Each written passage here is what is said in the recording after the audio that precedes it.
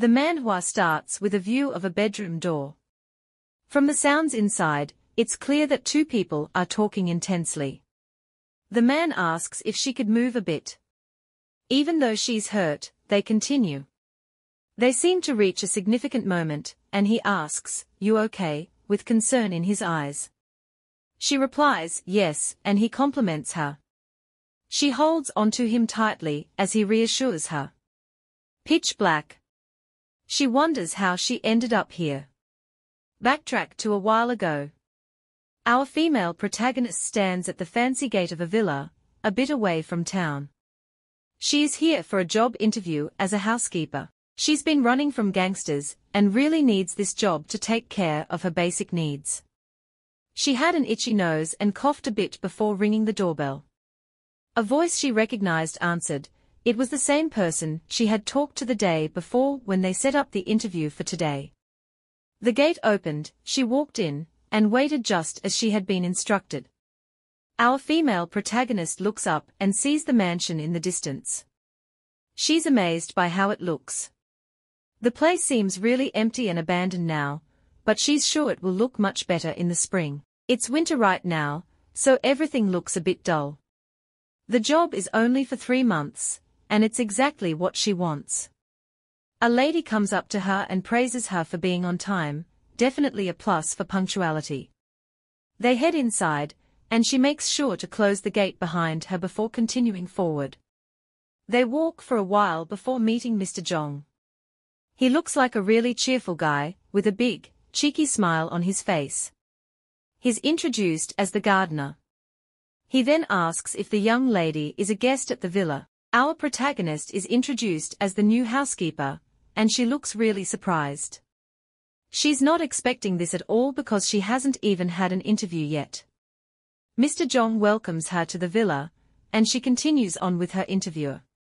As she moves forward, she looks back and catches Mr. Jong's eye. He's smiling at her with a friendly look, and there are crows flying around him. It's a bit spooky, don't you think? They keep walking for more than 20 minutes, going over the hill, until they finally reach the front door of the mansion. Now they are inside, her interviewer calls everyone's attention. The group of female workers all reply in unison, "Yes, Madam Jong." They line up neatly and wait to be addressed by Madam Jong. Our female lead is introduced again, as the new housekeeper in charge of the annex. All the ladies in line work in the main building. She tries to say a few words to the ladies, but Mrs. Jong cuts her off and tells her to follow along. She quickly follows and starts talking to Mrs. Jong. She asks if she's already been given the job without an actual interview. Mrs. Jong explains that they are short on staff and need all the help they can get. Our female lead is reminded about the job advert, the payment schedule, and asked if she needs an official contract. She says she doesn't need one.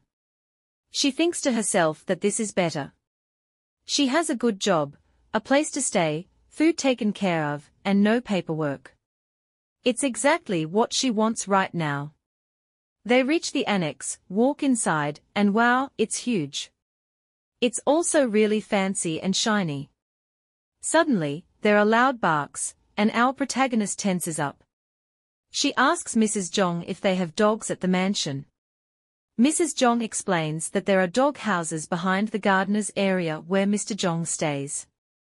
Mrs. Jong warns her to stay away from the dogs because they are dangerous. Our protagonist remembers something from her past. She had a run-in with some thugs and very aggressive dogs, and it was a really bad experience for her. Back at the annex, Mrs. Jong tells her to remember the key code for a door, and they go inside. She explains that the master of the mansion is expected to arrive in a week, so there's a lot of cleaning to do in the annex before he gets here. He'll be staying for the winter. Down the hallway, there's a room connected to the kitchen. It has some guidelines and necessities placed in it. She's expected to check the room and make sure everything is in order, and that all the needed items are there. Mrs. Jong tells her that the young master is very sensitive, so she should stay out of his way and try very hard not to annoy him. Before leaving, Mrs. Jong suddenly stops, and says she has something important to ask. What could it be? Let's find out. Earlier, Mrs. Jong seems curious about something. Our protagonist gets tense, because she didn't expect to be questioned, or anything like that. Who knows, maybe she has something to hide. Mrs. Jong asks her seriously if her eye infection is bad. She tells our female lead to go to the hospital as soon as possible to get it checked out. Our female lead doesn't argue, and thinks to herself that Mrs. Jong is really sensitive. Mr. Jong is heading into town, and she follows him, using the chance to get her eye infection checked. When they arrive in town, she notices a lot of businesses with the name Jong on them. At the pharmacy, called Jong Pharmacy, she talks to the man at the counter and says her eye hurts. She asks if she can get some eye drops. He is very polite and asks if she has been to the hospital before. She replies that she's uncomfortable with hospitals. It makes her seem like she might be hiding something. The pharmacist charges her 7,500 won for the eye drops. She pays and then asks why there are so many businesses with the name Jong in town. The pharmacist explains that Mrs. Jong's family practically owns the town. The pharmacist tells her that it's a clan village, where family members mostly live together as a group. It definitely feels like a strange town. Our protagonist says goodbye and leaves the pharmacy. In the car, Mr. Jong asks how her eye is doing. She says it's all right and that the eye drops will help.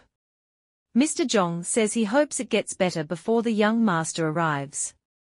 Our female lead asks how long the young master will be staying. Mr. Jong says he usually stays in the main building, but this winter he plans to stay in the annex. He mentions that it's a special winter. She's curious and wonders what makes it special. Mr. Jong talks about the young master, as if he's some kind of god. He says the young master is very skilled and that he's looking forward to the winter's adventure. He laughs with a wild look in his eyes. They get back, and our female lead practically runs inside, like she's escaping from something wild. Mr. Jong must have really scared her. She changes into her housekeeping clothes and heads to the annex dining room to start cleaning. There, she meets Mrs. Jong and a few workers. Mrs. Jong tells her that, as a manager, her job doesn't include meal preparation, and invites her to join them for a meal. She thinks to herself, so what? I'm the manager now. This is wild. She realizes she hasn't even told them her name yet. Actually, she hasn't been called by her name at all since she started working here. These people are kind of creepy. Our protagonist thinks about her past. Her father was a criminal, and her mother was a victim of his actions. She became pregnant with our protagonist as a result, and unfortunately, she died while giving birth. Her grandma blames her for her mother's early death. School wasn't great for her either. Once, while working in a department store, a customer slapped her. Apparently, the customer really disliked her. Her ex-boyfriend was somewhat affectionate and even called her sweetie, but he used her name as a guarantee for loans. His creditors come after her all the time. Now, things are different. She's being called a manager, and it feels great. After her meal, our female lead plans to go to bed right away. Mrs. Jong calls her over and tells her that, as a manager, she doesn't need to come into the main building anymore.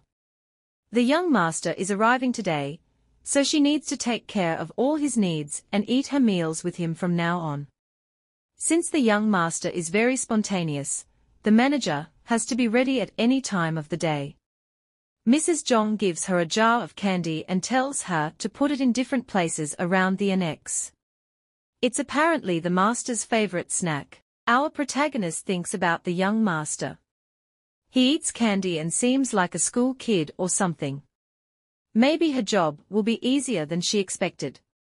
She looks out the window and sees Mr. Jong moving around in a really odd way. From her view, there doesn't seem to be a single normal person here. She concludes that Mr. Jong must be really old, and that's why he acts so strange. The manager gets to work and takes her time cleaning the annex. Before long, it's already night, and she's exhausted.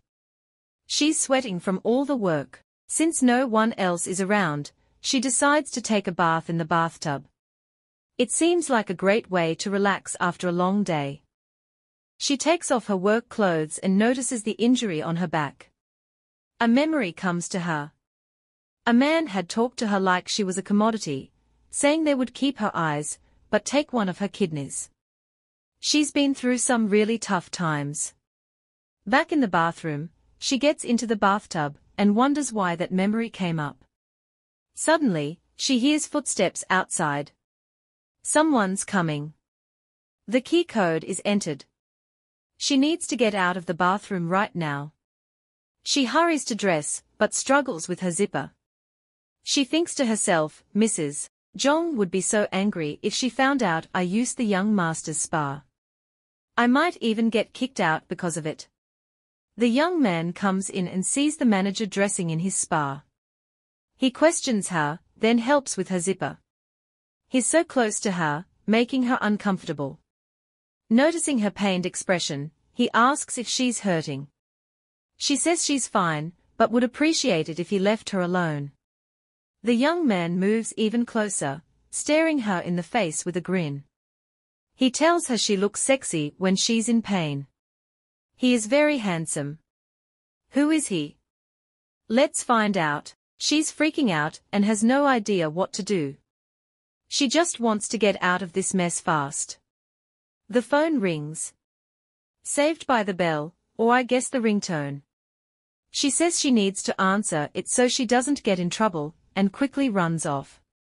The young man watches her closely as she leaves and thinks to himself.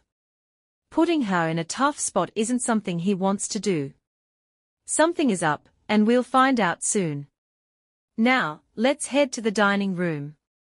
The manager sets a meal on the table. The young man, who is the young master of the mansion, is having dinner with her, just like Mrs. Jong told them to earlier. The manager worries if she'll be happy with just this meal. She seems to love food or something. The young master doesn't like the food at all. He says it's horrible and really bad, not caring that she's there.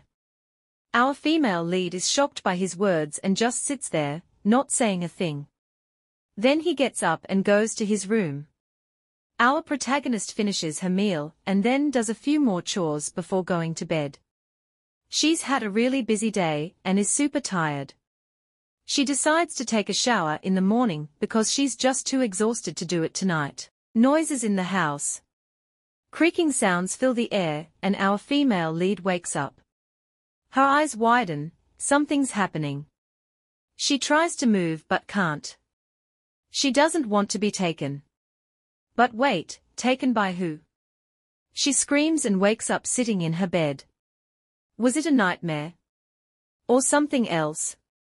She coughs a bit and slowly becomes aware of herself and her surroundings. Looks like she experienced sleep paralysis. Weird stuff. She looks up and sees her wardrobe slightly open. She doesn't remember opening it though.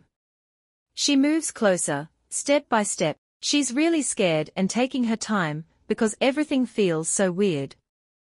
She finally opens the wardrobe and finds a housekeeper's uniform, an old coat, 2 cotton t-shirts, and a bag. She looks at the stuff with a confused expression. Have these things been messed with? Or was someone here? It's kind of creepy. Over time, our female lead has developed a regular routine that works for her. Except for dealing with sleep paralysis every night. That's really messed up. Our female lead wakes up at 7 a.m. and cleans the floor. The young master walks around the house barefoot.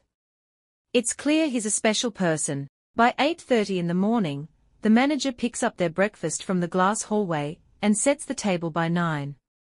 It's been this way for 10 days straight since she started the job.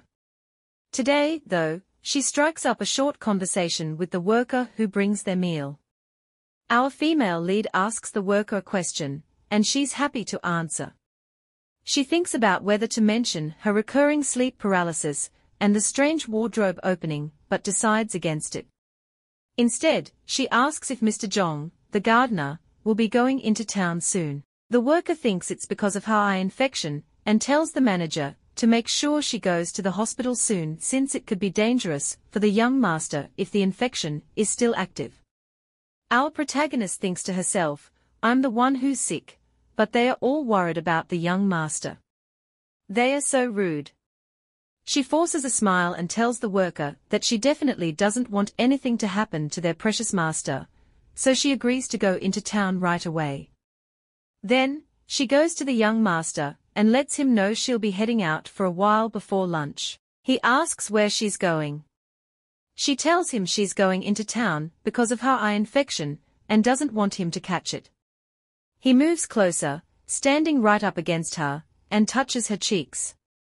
He asks if she's in pain. She's really tense and tells him to move away so he doesn't get infected. He completely ignores her and actually blows into her eyes. The young master says, it's a shame I won't get to see the sexy you. Just don't stay sick, okay? This young man really gives me the creeps. Does he actually care about her well-being? The manager tells him she's leaving now and will be back soon. She doesn't want the eye infection to mess up her work here. Our female lead walks away, heading to town. Suddenly, she remembers the master's words, don't be sick. It makes her think about how her granny used to be so cold to her in the past. This feels like an improvement from how she was treated before. It's almost as if someone actually cares about her. She has happy thoughts until she's suddenly interrupted by loud, aggressive barking. She finds herself pressed against a wall in fear, surrounded by fierce-looking hunting dogs. These dogs shouldn't be roaming around out here. Where's Mr. Jong? The dogs come closer, snarling and barking at the manager. She tries to scare them off, telling them to stay away. She's really scared and doesn't like this at all. A terrible memory starts to come back to her. She remembers being threatened by a creditor with a fierce-looking dog before. He said she'd be torn to pieces if she didn't pay up. Now she's in a similar situation, but it's even worse. There are many more dogs, and she's all alone. She feels helpless and scared. One of the dogs runs at her and jumps, trying to bite her. She screams for help. She shuts her eyes in fear, thinking it's all over. Wait a minute. The young master shows up really quickly. He grabs the dog by the neck, saving her from what seemed like certain doom. Oh my goodness. How did he get here so fast? What's going to happen now? The young master grabs the dog by the neck and tosses it away like it's nothing. He tells all the dogs to be quiet, and they listen right away. He turns to the manager, who is still in shock, and asks if she's okay. She just stands there, speechless and confused. I'd be speechless too if I were in her place. Mr. Jong rushes over, looking just as confused about how and when the dogs got out of the doghouse. He puts a cloth on the ground for the young master to stand on because the floor is cold. He asks if the young master is okay. Oh no, the master is bleeding. The young master asks Mr. Jong what they should do about the dogs that attacked. It turns out they've disrespected the master and need to be punished. He asks again, this time with a cold look on his face. What should they do with the dogs that dared to show their teeth to the master? Mr. Jong, shaking badly, says they should get rid of all the dogs. The manager speaks up hesitantly, wait. The young master asks her if she feels sorry for the dogs. Then he asks, the dogs attacked you, right? You were scared. She tries to explain, but he cuts her off, saying he doesn't forgive anyone or anything that betrays him. Mr. Jong is shaking. The young master says that Mr. Jong won't get off easy next time if something like this happens again. Mr. Jong is dismissed. He leaves with the dogs and walks into the woods, looking very lonely. The young master approaches our female lead and puts his hand on her shoulder. He asks if she's cold. She says no, even though she's still trembling and shaking, probably because she's really scared of dogs. The young master tells her to wait in front of the main building while he goes inside to get his jacket. Now, they're in his car together. She tells him she appreciates the ride, but just needs medicine for her eyes. He thought it was a lot more serious, but she reassures him that she feels better now. The manager asks him to drop her off at the pharmacy, and he agrees. They arrive at the pharmacy and both go inside. The man at the counter greets the young master and then helps them both. He orders an eye patch and some really good eye drops. Our female lead looks away, thinking to herself, it's like a feudal society. The young master asks what she's thinking about, and she just says it's snowing. He guesses she likes the snow. She mentions that it's Christmas Eve tomorrow. He asks if she believes in God. She says no, but she used to look forward to Christmas when she was a kid. He's curious and asks her why. She starts to tell a short story. When she was young, there was a church near her house that always gave out presents and snacks. She must have looked forward to those presents a lot. She explains that they were just crayons and she never actually got any presents. The kids who got them were chosen ahead of time, and she just wasn't lucky enough. It's kind of sad, but she didn't really mind. She always got their tasty bread, which was really good. The young master seems to be thinking about something, but who knows what it is. When they get home, time passes and it's evening. Our protagonist looks out the window and sees Mr. Jong acting strangely, dancing or something. She thinks it might be because of the dogs from earlier. A worker, the lady who brings their meals, approaches her and asks how the young master is doing. The manager reassures her that the master is fine and plans to use some rubbing alcohol on his cuts after dinner. The worker asks about her eye too. Our protagonist says she's doing well, and that she has good medicine for it. She assures the worker she'll feel better very soon. The lady who brings their meals wishes her a good evening, and they part ways. The manager thinks to herself about how much everyone is worried about her eye and its chance of infecting the young master. It's dinner time now. Dinner is served. The young master eats alone tonight while our female lead just stands there, watching him. After he finishes his meal, she gets him a glass of water and sets it down. He grabs her hand. He tells her she feels feverish, but she insists she's feeling fine. He reminds her of what he said before, don't be sick. She's tense because he's so close to her. His face has unusual lines and looks worried about her. Our protagonist wants to get out of this situation, and says she's feeling dizzy. He touches her face, takes off her eye patch, and loosens her hair. With a serious look, he says, I want to do it. Do what? The manager is confused and asks what he means. He tells her to stay still, leans in closer, and unzips her dress. Shock is clear in her eyes. She is completely dazed and feels like she's blacking out. What's going on? She sees someone lying down.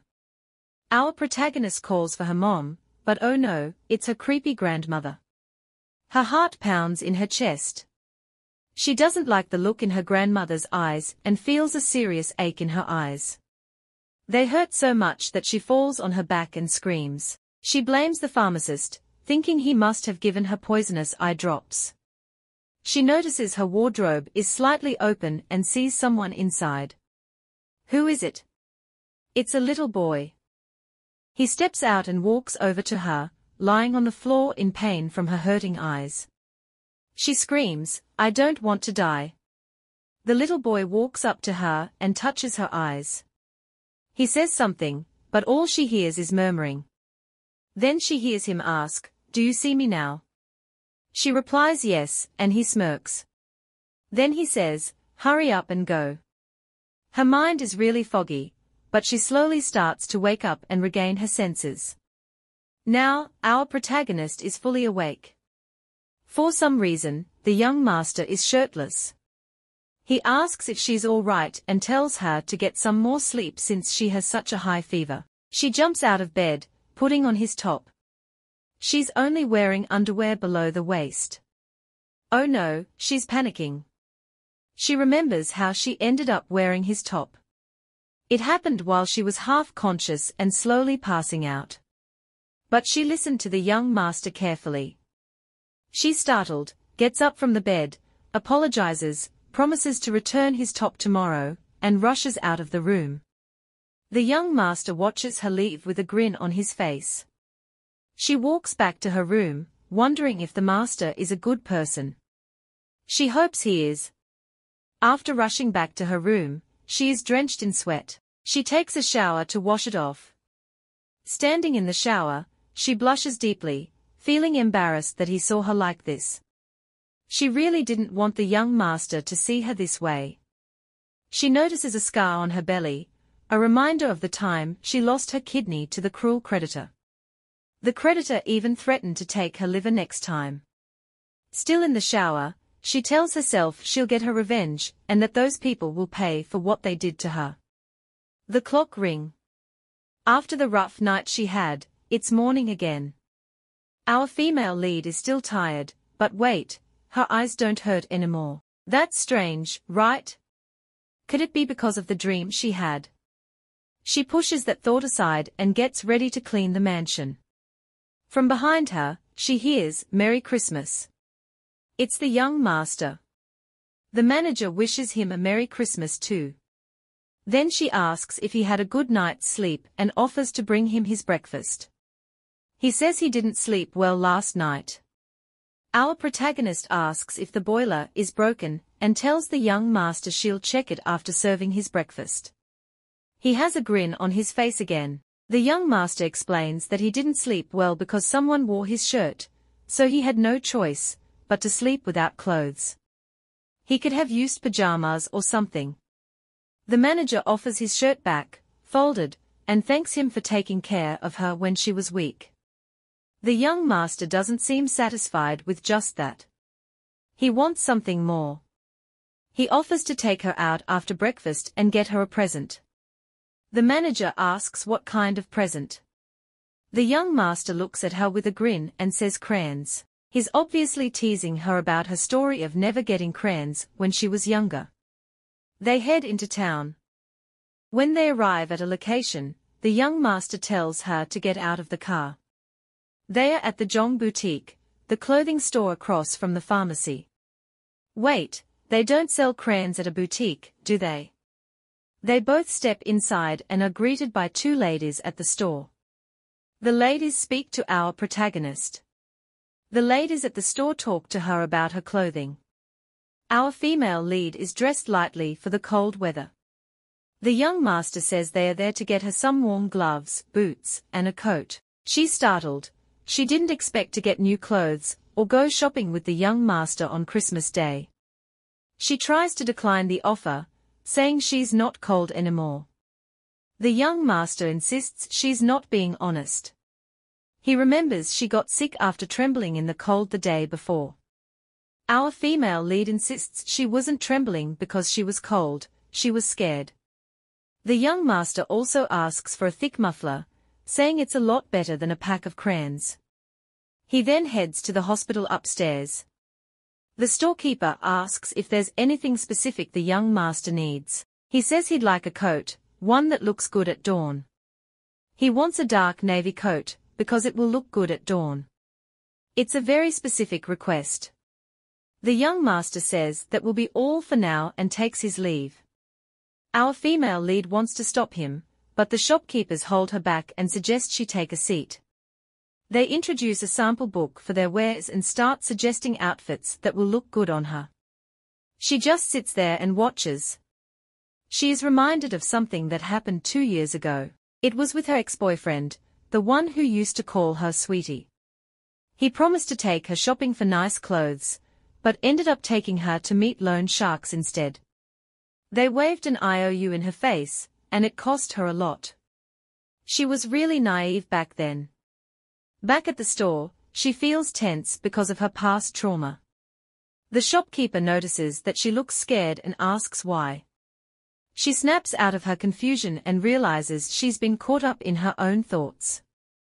She's had a lot of trauma and tragic experiences in her life. The storekeeper looks at our protagonist and says she's been making clothes since she was young, just like her. She explains that sewing clothes for so long makes her see the stories of people in their outfits. Our protagonist is taken aback and asks for clarification. The storekeeper starts to explain what she sees about her life and experiences, but is cut off when our protagonist slams her hand on the table, startling everyone. Our protagonist defends herself, saying she lives an ordinary life, just like everyone else. She tells the shopkeeper that she's only talking this way to try to sell her clothes. She makes it clear that the shopkeeper is completely out of line, and she's not happy about it. As she fumes, she thinks to herself, who does this shopkeeper think she is? The shopkeeper, realizing she's upset, apologizes and picks up a piece of clothing made from fox skin. She then starts a new conversation with our protagonist. The shopkeeper asks our protagonist how she thinks the fox ended up with its skin taken off, and what the fox did to deserve it. She wonders if it isn't sad that the fox was skinned just because it was weaker than others. Our protagonist isn't buying the shopkeeper's story about the fox and just stays annoyed. The shopkeeper then says she can relate to the fox because she's always felt deprived of things herself. She asks if our protagonist can understand the unfairness the fox must have experienced. She adds that only customers who can relate to the fox's situation will truly appreciate its value. The shopkeeper tells our protagonist that she can make clothes that really mean something to the person who wears them. She explains that the beauty and unfair treatment of the fox will always be remembered, and she's not just saying this to make a sale. She then asks if our protagonist understands what she's saying. Just then, the door opens, and the young master walks in. He asks if they are finished. He sits down and is offered a cup of jasmine tea, but he turns it down, saying he doesn't like the taste. The shopkeeper tells the young master that they are almost finished and just need to take measurements. He glances around quickly and smiles. Our protagonist blushes deeply and apologizes to the young master for making him wait. She has just had a really confusing talk with the shopkeeper, and the day goes by. Time flies by as she continues working at the mansion. She feels a bit stiff, so she stretches a little. Her wardrobe creaks open again, and she thinks it might be broken or something. Our protagonist says the wardrobe wasn't always like this and she'll mention it to someone. She brings it up with the young housekeeper, who brings their meals and tells her that the wardrobe door is broken, and she didn't break it. The housekeeper tells her not to worry about it and adds that it's not something Mr. John can fix, even though our protagonist suggested he might be able to. When our protagonist tries to ask what she means by that, the housekeeper ignores her question, turns around, and walks away. She tells our protagonist to go ahead and serve the young master's breakfast. As she watches the housekeeper leave, our protagonist thinks to herself that things are getting weirder every day. Yesterday and today, everyone has been talking nonsense. But that's beside the point. It's a new year already, and she's apparently 25 now. She hears a voice behind her and turns around to see the young master. She greets him. He's still wet from taking a shower, and has a grin on his face. He asks her what she's staring at and if she wants to help dry him off. She feels tense right away.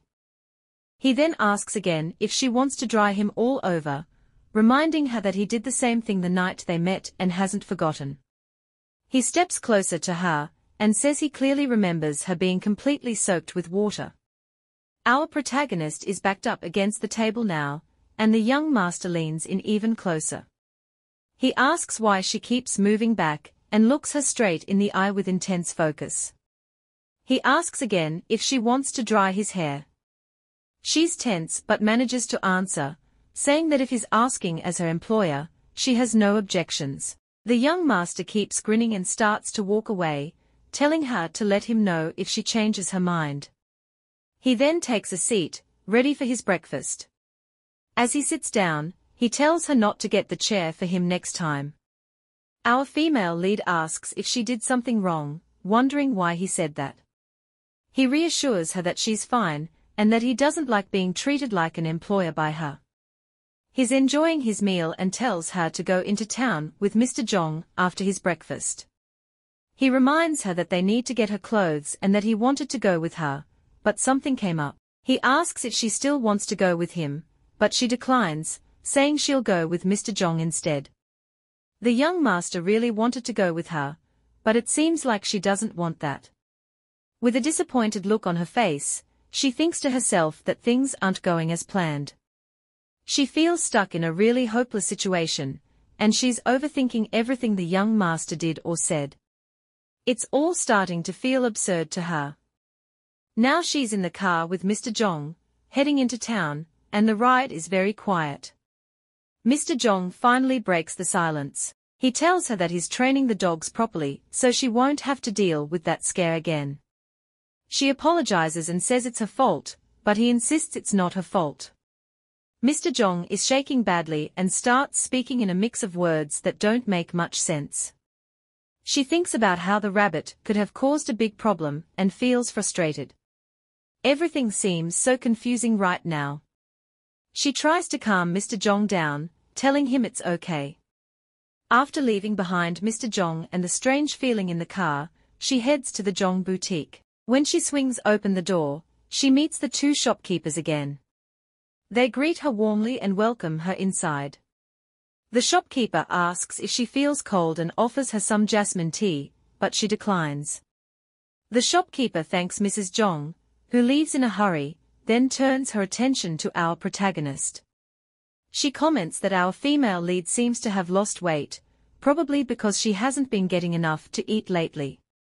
The shopkeeper tells her to hang in there and that things will get better with time. Our protagonist wonders how the shopkeeper knows about what's happening at the house. It feels like there's no privacy in this town. She asks the shopkeeper how long she means by a while regarding the food situation. The shopkeeper simply replies, after the winter, spring will come. Our female protagonist seems startled by this. Ms. Jong is busy setting the table in the store, and the storekeeper thanks her, asking her to bring the coat immediately. The storekeeper then invites our female lead to sit down and have a chat, pouring them both tea to start the conversation. The storekeeper begins by asking if our female lead knows how people first got hold of silk. Unsure and curious, she admits she doesn't. The storekeeper then shares a story about a princess from ancient China, who discovered the idea for silk thread when a cocoon fell into her tea while she was relaxing under a tree. Our female lead responds with an "Oh, is that so?" but it's clear she's not quite following the story that the storekeeper is so excited about. The storekeeper continues, mentioning that the silk cocoon, which fell into the princess's cup of tea, never got to see better days. This leaves our protagonist looking puzzled. Honestly, I'm confused too. The storekeeper then reminds our female lead that she had asked earlier when things would get better, referring to the cold weather. She mentions that this winter is harsher and colder than ever, yet the old coat, the cocoon that covers her, is inadequate. Seeing the concern on her face, the storekeeper reassures our female lead. She acknowledges that she might be going through tough times right now, but encourages her by saying that if she can withstand these harsh moments, she will surely have greater and better days ahead. The message is one of hope, suggesting that enduring the current difficulties will lead to brighter times in the future. The storekeeper then gives an analogy about how a cocoon that survives the harsh winter is reborn into a beautiful butterfly in the spring. She encourages our female lead to trust her and assures her that when the time is right, she'll know. Our female protagonist, curious, asks if the storekeeper has experienced something like this in her own life. With a nod and a confident smile, the storekeeper says she has told her before. She has had precious things taken from her and has faced hardships so severe that she nearly froze to death, but eventually, she met her own spring. Spring? Yes, she affirms, explaining that she met the young master, who is like spring to her. The storekeeper shares that after meeting the young master, she was able to shed the cocoon of misfortune and transform into a butterfly. Now, she has found joy and feels reborn. Her story is one of overcoming difficulties and finding happiness, offering hope to our female lead that better days are ahead. Our protagonist wonders what the storekeeper means by saying she met the young master. What happened between them? Just then, Ms. Jong arrives with the coat in hand. The storekeeper tells our female lead to put it on, certain it will be a perfect fit. As she slips it on, she's delighted to find that it fits perfectly. "Oh nice," she says, admiring how well it suits her. Our protagonist agrees that it's really pretty. Then the storekeeper asks a strange question. She wonders aloud if they look alike, pointing out that they have a similar height, and the same mole under their eye. She remarks that if she had a daughter, she would probably look like our protagonist. This makes her feel a special connection, as if our female lead isn't a stranger. Perhaps that's why she's so fond of her. Our protagonist thanks the storekeeper, and thinks to herself that this lady is quite the sweet-talking businesswoman. The storekeeper mentions that the clothes will be transported to the mansion once they are finished. As our female lead starts to leave, she's stopped. The storekeeper says she has something for her and hands her a bag. Inside the bag is jasmine tea. The storekeeper explains that it will help her sleep well and relax. She also mentions that she'll be making a special dress for her next visit, a chiffon dress for the spring season. They part ways, and our female lead thinks to herself that she has no intention of staying until spring. Just then, their truck pulls over.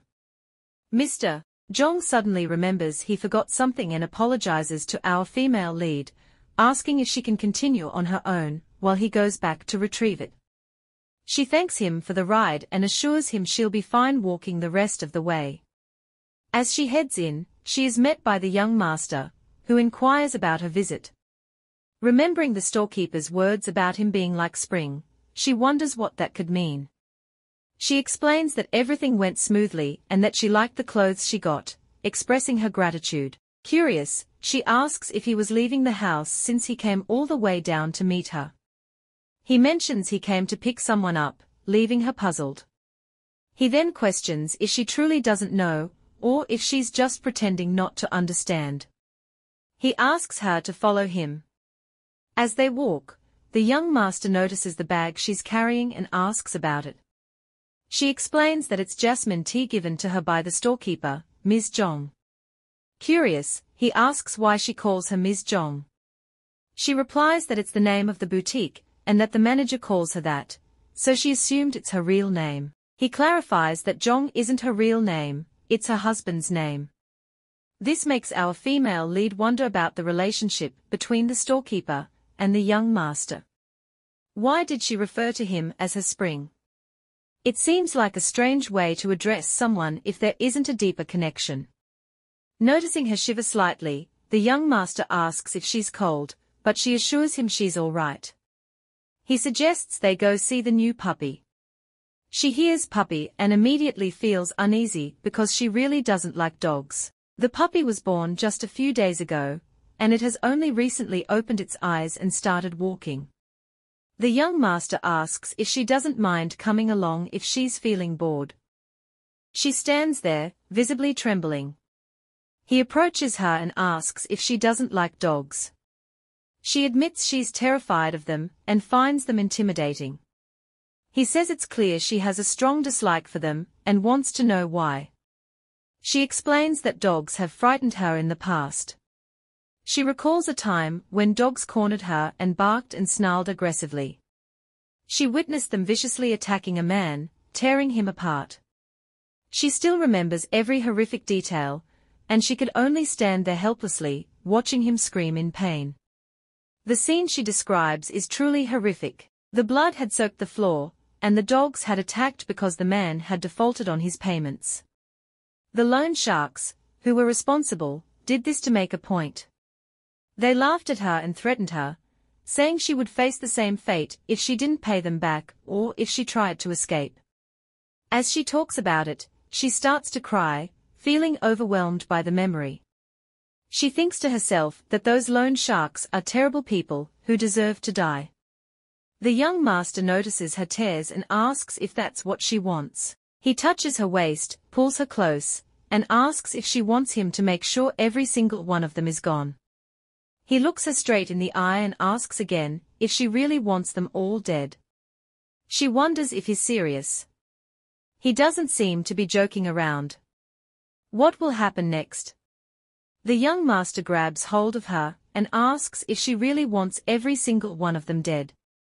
She looks at him, feeling scared, and asks if he's serious or if he's just making a frightening joke. With a grin on his face, he confirms he's not joking.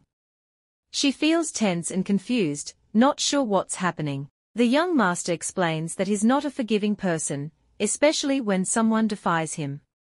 He tells her he's mentioned this before.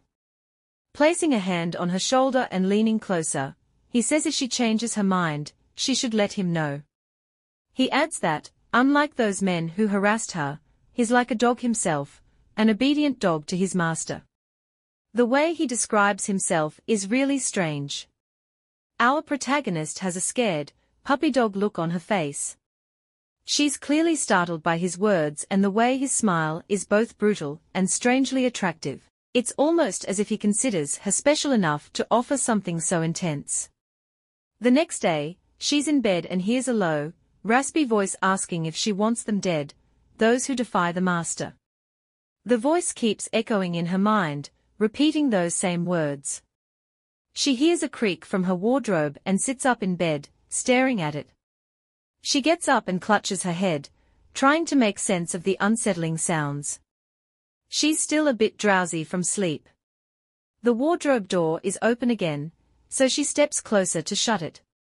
Suddenly, she sees what looks like a hand sticking out. It's really spooky. She falls back, screaming, not sure if she actually saw a hand or if it was just her imagination. Her head hurts from the shock. Feeling unsettled, she decides to look for the jasmine tea she got from the boutique a while ago. She heads to the kitchen, thinking that's where she left it.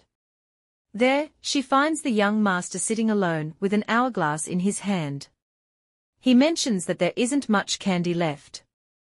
She remembers that Madame Zhong, her employer, had told her to always keep candy in stock because the master loves it. She apologizes and promises to refill the candy supply. The young master tells her not to worry about it since he doesn't need any candy right now. She's a bit shaken by the encounter. He says he has something much sweeter than candy. When she asks what it is, he doesn't answer but instead questions why she's up so late in the kitchen. She explains that she couldn't sleep and was looking for some jasmine tea. The young master offers to get the tea for her. He tells her to sit down while he pours her a cup.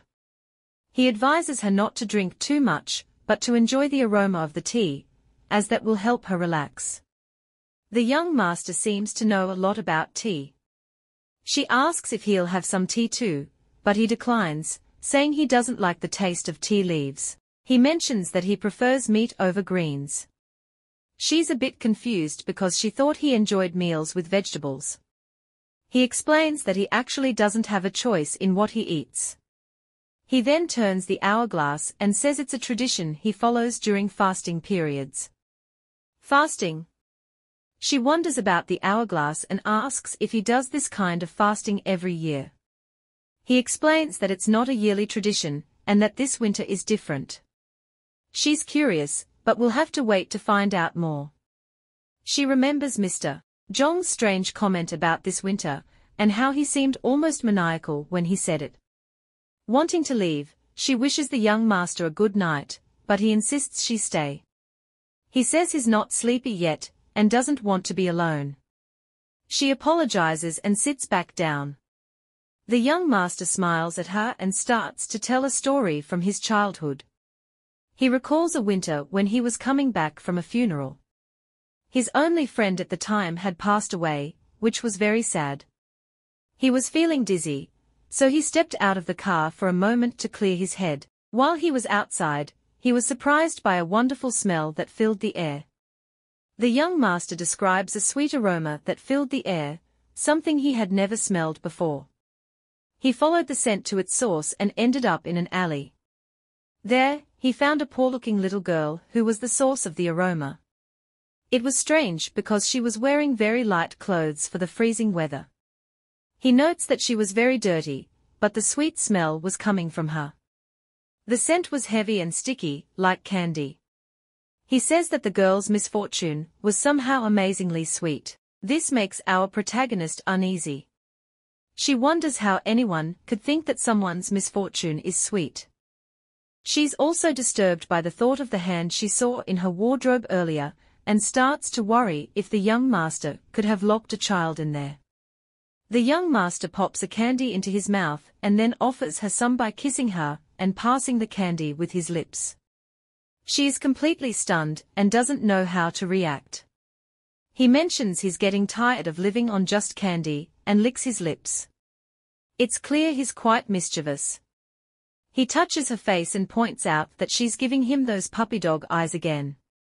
She is really startled by his actions. He gently brushes his lips against hers and says he'll be fine with just candy for now. He teases her a lot. When he says for now, she wonders what he means. The young master smiles and says he's just a mutt, a loyal dog who's obedient to his master. Our protagonist stands there, still in shock, trying to process everything that just happened. She wonders why he calls himself a mutt. What does he really mean? We'll find out soon.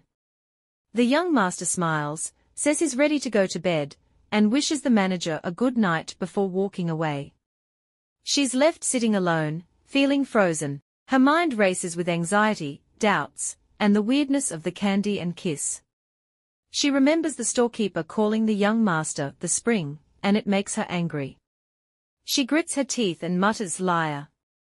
It's been strange since she started this job. Is escaping an option now? She has just 2 months left in this job and plans to get paid, then head to a warm country to relax. By then, everything should be sorted out. Time moves on, and things are back to the usual routine. She arrives to collect their meal and the handmaid tells her there's been a change in the young master's diet. She needs to make a note of this and follow the new instructions from now on. The manager reassures her not to worry. The meal service lady mentions she saw a light on late at night in the living room and asks if everything was okay. The manager wonders how the maid noticed this since they are in completely different parts of the building. She explains that the young master was having trouble sleeping because he was thinking about his late friend. The maid knows a lot about it and doesn't hesitate to share more details. She tells the manager that the young master must be thinking about his late friend because he passed away around this time of winter years ago.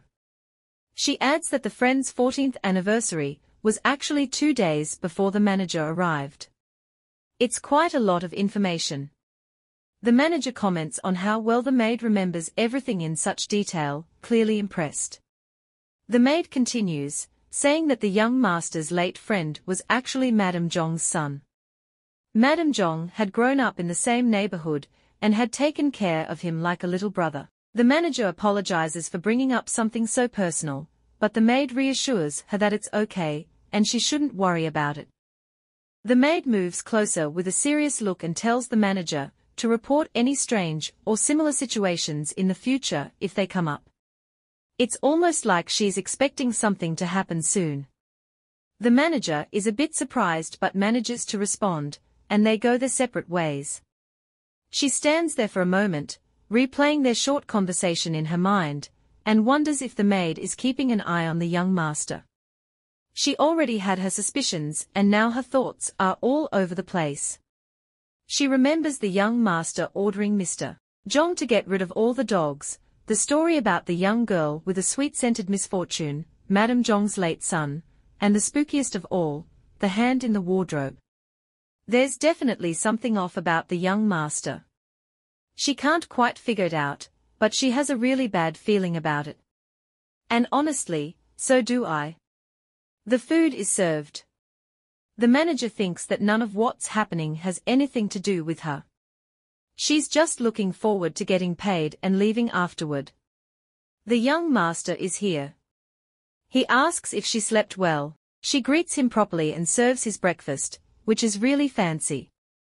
He comments that he can smell fish and black pepper, so he knows the fasting period is over. She agrees with him. He starts eating, and the manager sits there, thinking about the young master. She feels some lingering emotions about him, hoping he might actually be a good person. She looks at his smile and remembers their kiss. She wonders why she's thinking about it right now. The young master thanks her for the meal and asks what's on her mind. He's holding a piece of candy in his hand. He looks her in the eye again and asks what she's thinking. Then he offers her some candy. She politely declines and quickly leaves to tidy up. The young master sits there, smiling. He really is a special young man. As she works, the female lead keeps wondering why she has these thoughts about him. She's interrupted by the phone ringing. It's Madame Zhong calling. She's asked to report to the main building. She leaves right away, holding a package, and wonders if she's at the right place. She's sure she was told to go to the study. A maid approaches her and says Madame Zhong is waiting inside, pointing her toward a door. She hands the package over to the maid, who she thinks is the same one that delivers their meals. The female lead steps through the door and walks up to Madame Zhong. She's told to have a seat. Madame Zhong says it's been a month since she arrived and thanks her for her service. She hands over her paycheck in cash, as agreed, and asks if the manager needs any insurance or tax-related help. The manager declines. She accepts the money and says she's grateful. Madame Zhong mentions that from now on, she'll be paid in cash and asks if the candy jars in the annex are being kept full. The manager feels guilty and admits that she knows the jars weren't always full. Apparently, Madame Zhong heard that the young master didn't sleep well the night before. The manager apologizes and explains that she did refill the jar, but it wasn't enough. Madame Zhong tells her to keep 2 bottles of candy ready because she knows the young master will be eating a lot now. The manager agrees to take care of it. She mentions hearing about the anniversary of Madame Zhong's son that happened a few days before her arrival. She says it's a tough topic, losing a loved one, and asks how her son passed away. Madame Zhong says her son was kidnapped and murdered. It's a horrific thing to hear. He was just a little boy. The examiners told her that he died from suffocation. They said the murderer likely covered his mouth and nose until he couldn't breathe anymore. The manager feels a lot of sympathy for Madame Zhong. She asks if it was hard for the young master back then, given how close they were. Madame Zhong says it was a terrible time for him. He was only 9 years old, and her son and the young master were really good friends. They were the same age, did everything together, and looked almost like twins, especially in their taekwondo suits. It must have been very painful. Madame Zhong then tells the manager to leave and reminds her not to forget the master's candy. She takes a bow, promises she won't forget, and leaves. The female lead feels happy, as she just got her first paycheck. She wonders what to do with the money, and decides to visit the beauty salon. Suddenly, loud, aggressive barking interrupts her thoughts. She looks out the window and sees the dogs. Today, she's not bothered by them. She says to herself that no matter what happens, no one is stopping her. She truly believes that in a few days, she won't be here anymore. She moves on. Even though she has 2 months left to work, she seems to be planning to leave her job early. The female lead is sure she'll be leaving soon and moves on. She takes her time counting her pay. It's all there, exactly 5 million won. It means a lot to her, even though it probably doesn't seem like much to others.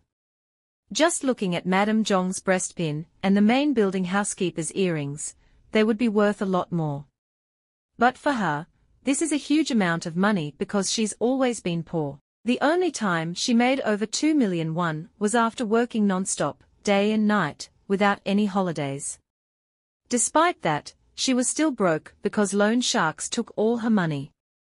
About 3 to 4 months ago, things got so bad that she was threatened, harassed, and eventually lost her kidney to those evil men.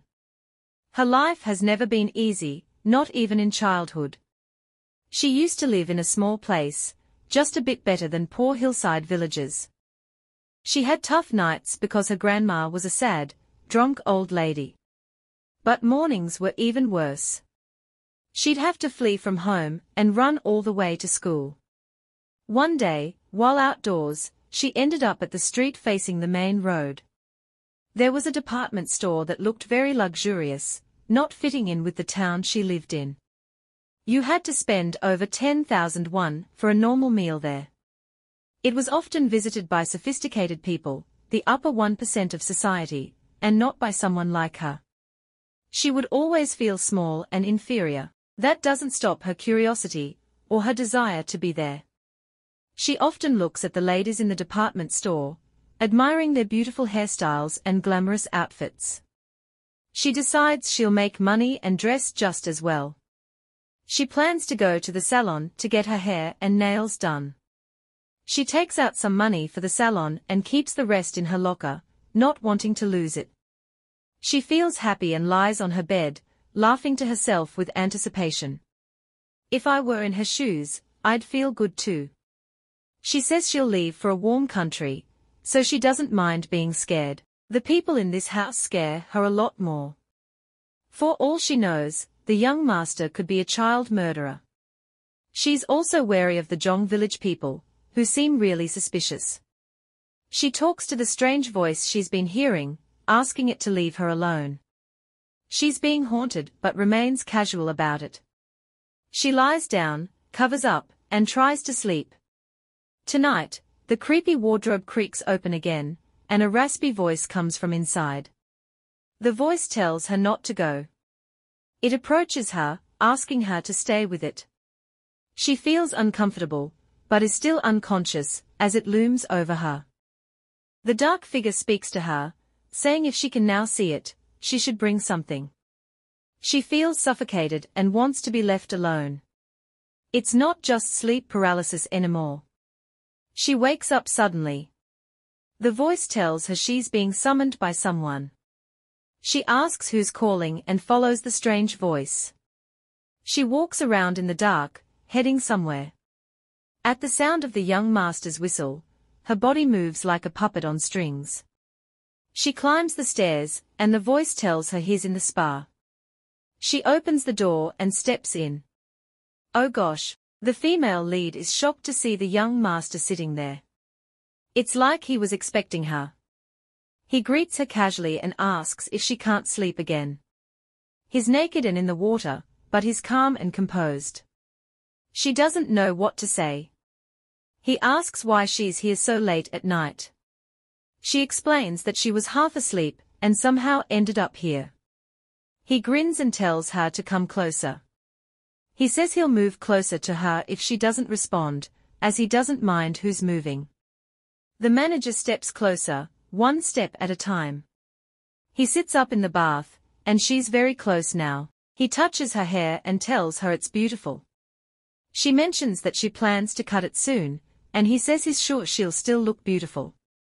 As she looks at the young master, she feels a deep sense of disturbance. She can't shake the feeling that he might be connected to the child she saw in her wardrobe. The young master then asks if she would like to join him in the bath, but she declines. He offers a kiss instead, but she remains silent. He holds her by the waist and mentions that he didn't have any candy tonight because of her. She's confused about what she has to do with it. He pulls her into the bath and kisses her. He says he enjoys it when she holds him close, though she has never done that before. While she's sitting on him in the water, he asks if she minds him staring at her chest. She asks him to let her go, but he ignores her and rests his head against her chest, saying he likes it very much. He says she's wet, much more than she was when they first met. Of course she is, they are in a bathtub filled with water. He hugs her, burying his face in her chest. He says he wants to be with her all day, every day, and he wants them to get closer. He calls her sweet. Suddenly, the voice from the wardrobe calls to her, asking her to stay and not leave. She clenches her teeth, determined not to stay with the strange voice. She pushes the young master away with force. She tells him he had agreed to be an obedient little dog. He doesn't argue, but says that even obedient dogs usually get a reward for being good. He looks at her intensely and asks what his reward will be if he listens to her. She is at a loss for words. What will she offer him? Why should he stop?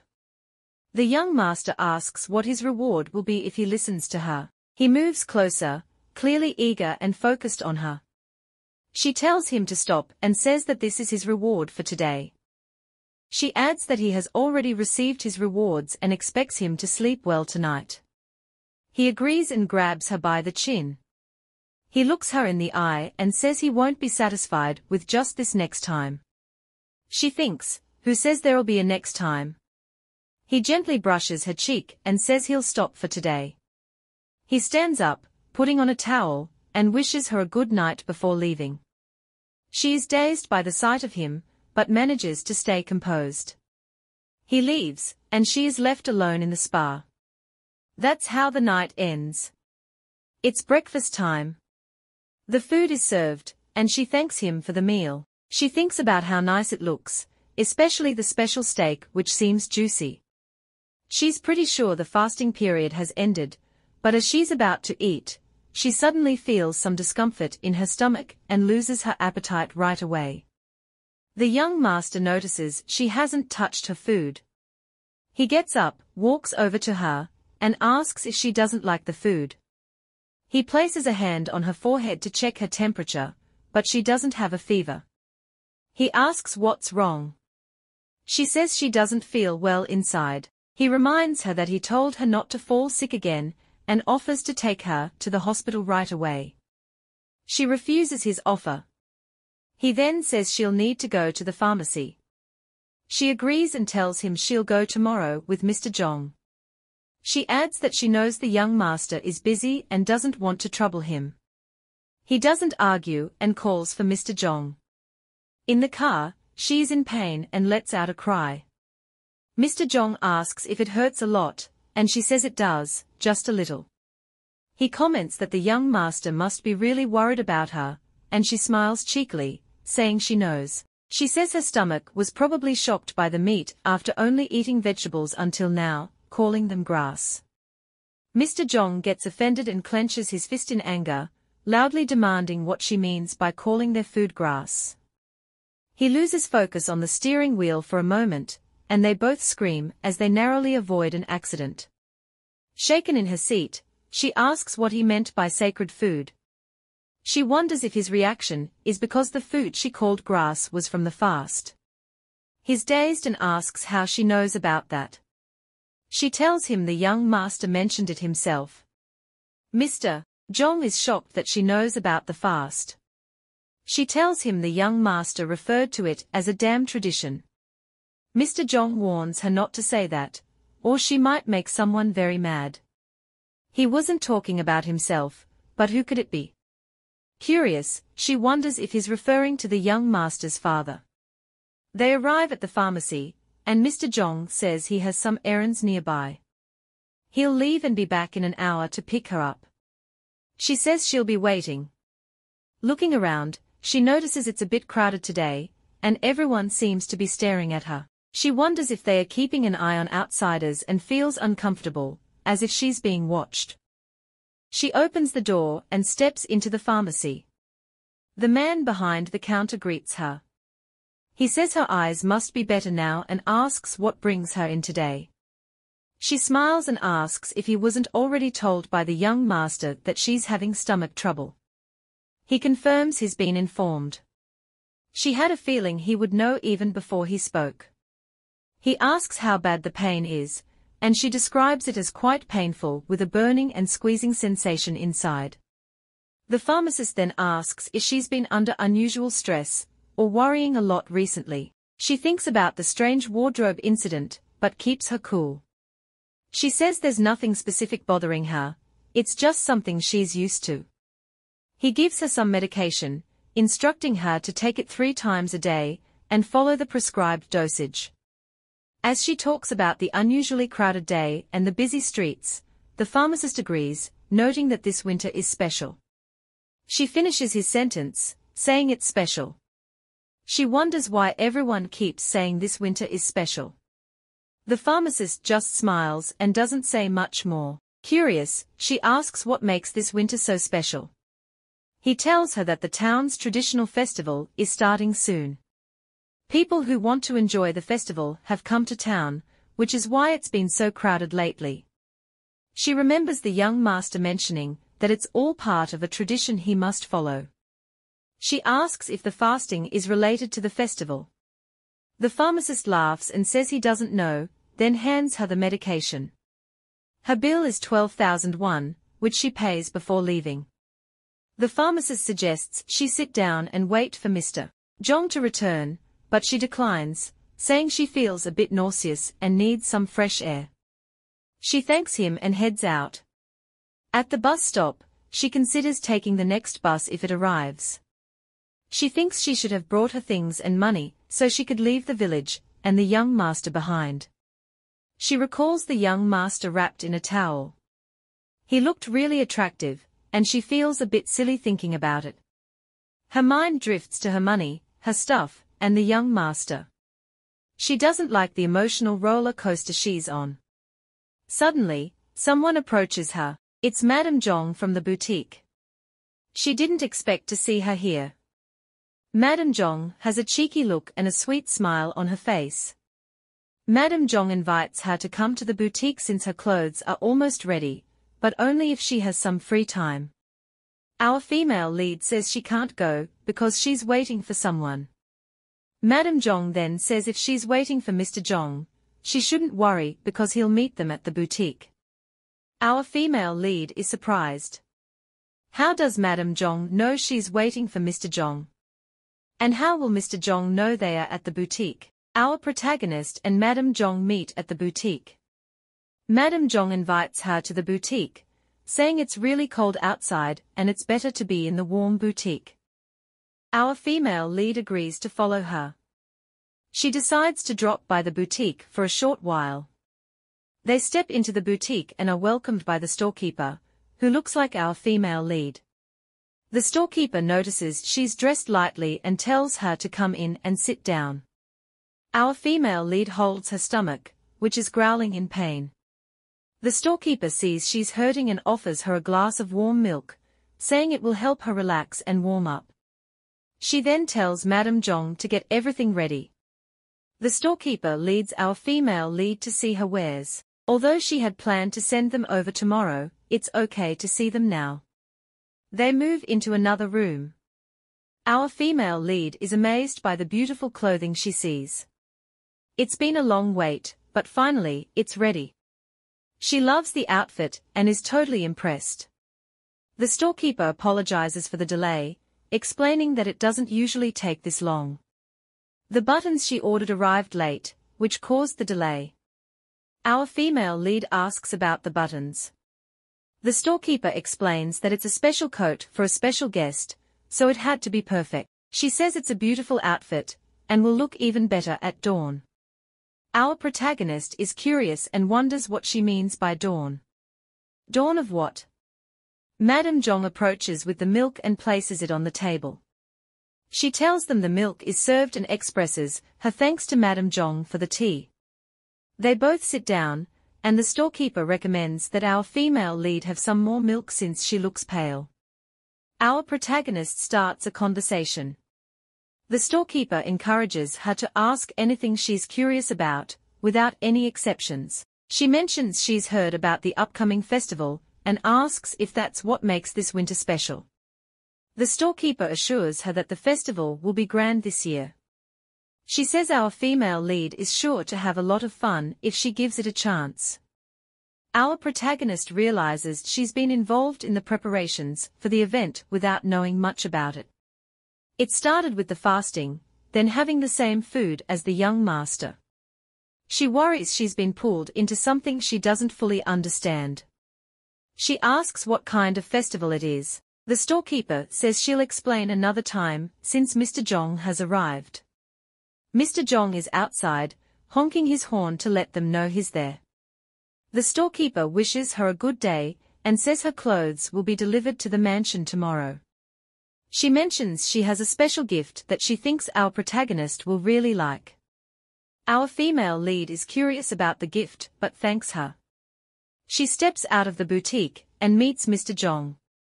He asks if she feels better now, and she says she does. She adds that she'll tell the young master she's feeling a lot better, so he won't have to worry anymore. Mr. Jong likes the idea. Deep down, though, she still feels a lingering doubt.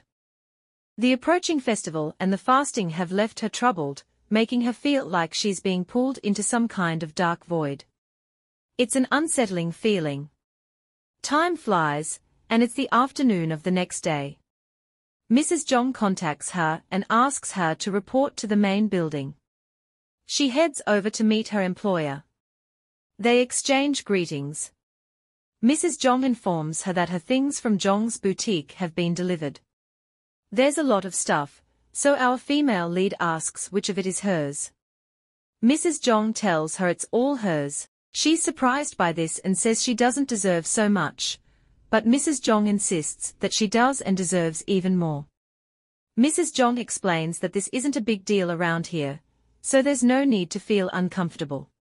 Our protagonist calms down and agrees with her. Madam Jong is confident it will all look great, especially at dawn, and she believes our female lead won't disappoint. Our female lead looks through the many bags in amazement. Mrs. Jong says she'll look wonderful, even in the light of dawn, and is sure the manager won't let her down.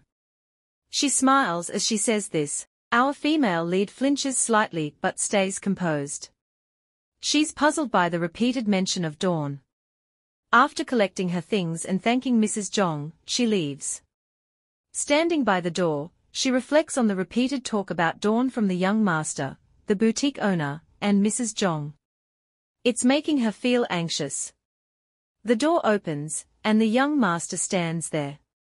He greets her and offers to carry her bags inside. He looks at her new clothes and says they are really nice. Then he asks if she'd like to go on a date. She's interested and says she'd like to go to a place with amazing food and beautiful sights. She doesn't hold back and suggests they go to a popular spot that many people visit. She's really excited about it, almost like it's a dream for her. The young master agrees and says they'll go next Thursday to a sky lounge with a great view, just like she wants. It sounds perfect for a date. He mentions that the steak there's really good, but doesn't push the idea since he thinks she's not ready for steak yet. She reassures him that she's feeling much better now, so they both agree and the plan is set. Later, she's in her room with the clothes spread out on the bed. She keeps repeating next Thursday, with a big grin on her face, excited like a child about a fun trip. She remembers the young master mentioning a coat that would look great at dawn and thinks it's a bit too sentimental. Thinking about it reminds her of her childhood, when she loved an animation called Princess Sarah. She envied the young protagonist who always received gifts from a kind neighbor. She talks to herself as if speaking to someone else. She says it's just a children's story, and that miracles and fairy tales don't happen to people like her. She's referring to herself and turns to her wardrobe, speaking to the mysterious presence inside. She asks if it thinks she really has a chance. She talks to herself about wanting to live out a fairy tale. She says she plans to leave next Thursday, and apologizes for her decision. She tells the presence in the wardrobe that it shouldn't be stuck there too, and should leave with her. At first, the wardrobe doesn't respond, but then dark, thin arms appear, and a raspy, cold voice speaks up. It says it's hungry and urges her to hurry and bring it something. What's happening? Is this all in her mind? Is there really a trapped spirit trying to communicate with her? Do spirits even eat? Our protagonist decides to leave her job, the young master, and the mysterious voice behind. She plans to put her plan into action on Thursday, the day of her date with the young master. She has told the voice not to stay stuck in the wardrobe and that it should come with her. The voice keeps asking for something to eat, saying it's hungry. The voice keeps pestering her, and she wakes up really upset. She storms over to the wardrobe, banging on it and shouting for it to quiet down. The voice continues to demand food. She pleads with it to stop, saying she really can't help and that it's enough now. Finally, it goes quiet. She laughs in relief, feeling like the presence behind the wardrobe doors has disappeared. She can't see the small dark eyes that used to shine through the wardrobe anymore. From that moment on, the voice inside the wardrobe is silent. It seems like she's free now. She pretty much overcame the spirit with her sheer willpower. Now, she's in the shower. Even though she's free from the spirit, the thoughts still linger. The annoying, childlike voice still echoes in her ears. She also remembers the young master's words about the poor little girl's misfortune. These words trouble her a lot. She feels sorry for the voice because she understands its misfortune, but she couldn't help. It was messing with her mind, and she doesn't want to risk her own life. She steps out of the shower and reaffirms her decision to leave this place. 9 days pass, and it's finally Thursday. She serves the young master his breakfast. He asks if she remembers their appointment for today. She says she does and is excited about it. The young master says he'll have his breakfast, and then they can leave by 11 this morning. She puts on her new coat and is ready to go.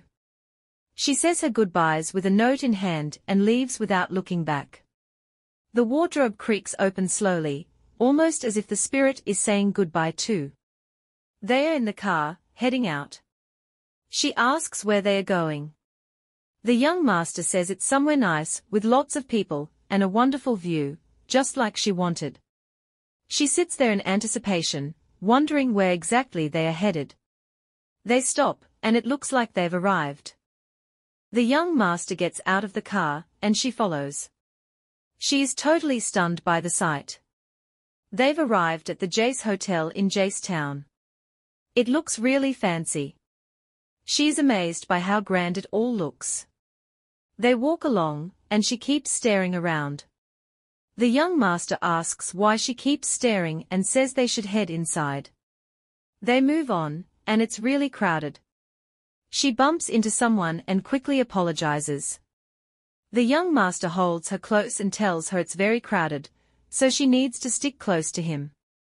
The man she bumped into talks to someone walking with him. He's upset because he lost some money, and his friend says he's probably just out of luck. They move on. The young master and our female lead walk ahead. He tells her not to worry about them, and she tries to stay calm. But she's really tense right now. Places like this, where people lose money gambling, remind her of the scary situations with loan sharks and those terrifying, drooling dogs. The young master notices her tension. He takes her hand and tells her to focus on him, and not let anything bother her. They head into the hotel. She thinks to herself how warm and comforting his touch is. Seeing his big hand holding hers makes her want to take off her gloves so she can hold his bare hand. She feels a bit silly thinking these thoughts. They get in the elevator. The young master says they are heading up now. She's dazed because everything feels so sudden. He asks if she likes what she's seeing and tells her there's even more to see. He says the view from the lookout is amazing, and they'll be able to see far off from the building. They get out of the elevator. The young master goes to get their tickets and tells her to wait for a moment. She looks around and sees lots of people chatting and going about their day. An announcement blares through the hotel's PA system, thanking everyone for coming and promoting the hotel as Asia's biggest casino and leisure facility. She wonders if now is the perfect time to make her escape. It might be tricky since the young master is always watching her. Just then, someone bumps into him and spills coffee on him. Our female lead watches from a distance, concerned. The young master and the lady argue. The lady apologizes, but is not having it. Our protagonist stands alone near the elevator, trying to figure out her next move now that an opportunity has come up. She looks ahead and sees the young master is still arguing with the lady. She checks once more to make sure, then decides to leave. The elevator door opens, and people start to exit. She tries to get on but struggles to find a way in. She bumps into a young man and looks up, shocked by his appearance. Who is this? He calls her baby. Her eyes widen in surprise, and she's completely dazed. The young man asks what she's doing there. She zones out, her mind racing in a panic. She wonders why this is happening now, who this mystery man is, and why he's calling her his baby. The mystery man asks what she's doing here. He says they need to talk quickly and grabs her hand, pulling her away forcefully.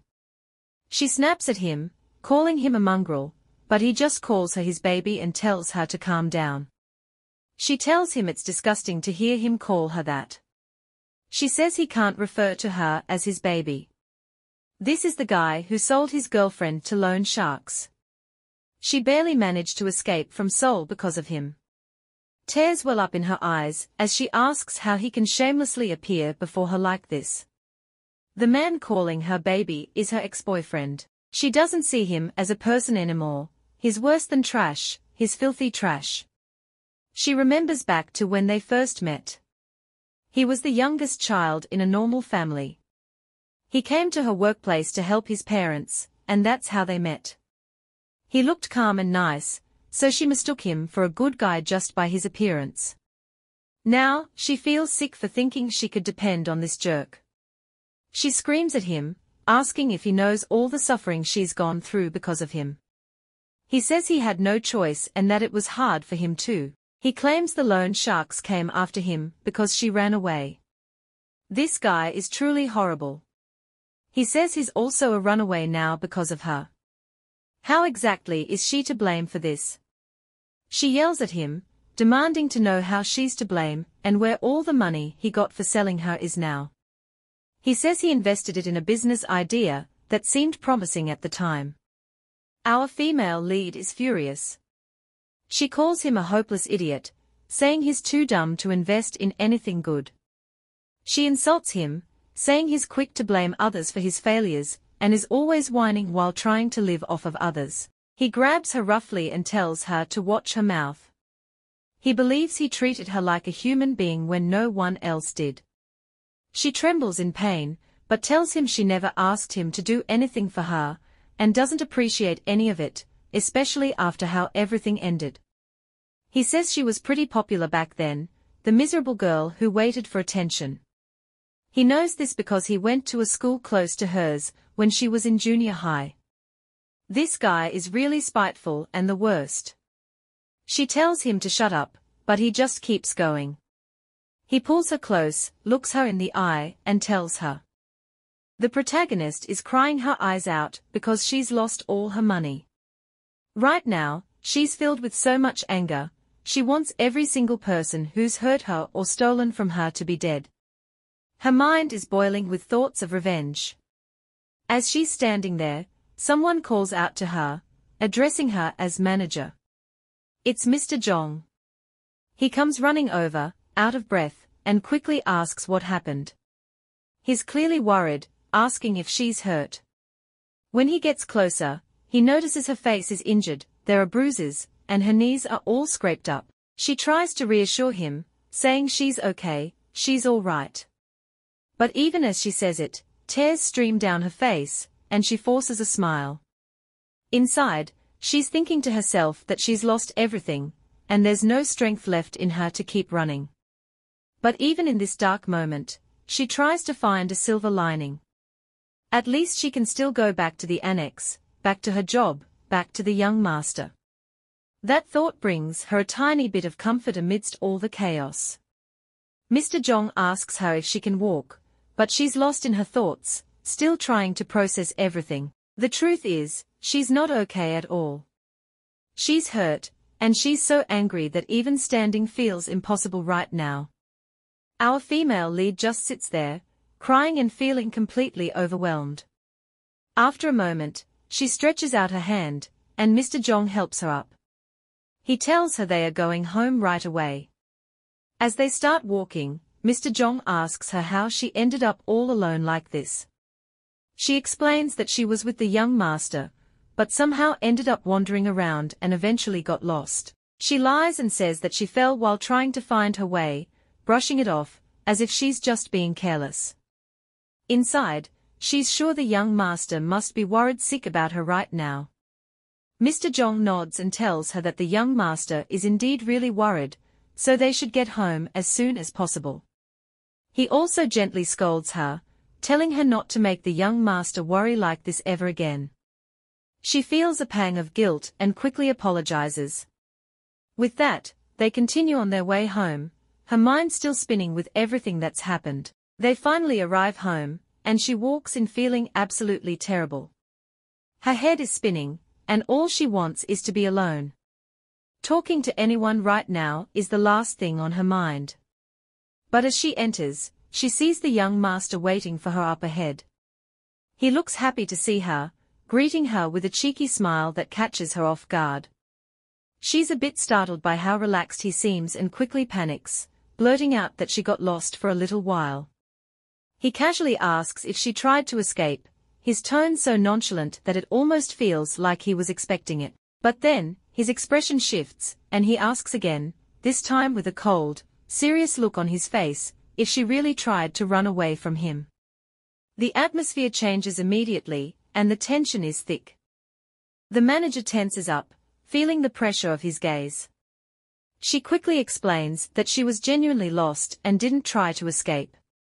She insists she could never have pulled off an escape, reminding him that her contract hasn't ended, so she's still bound to stay in his service.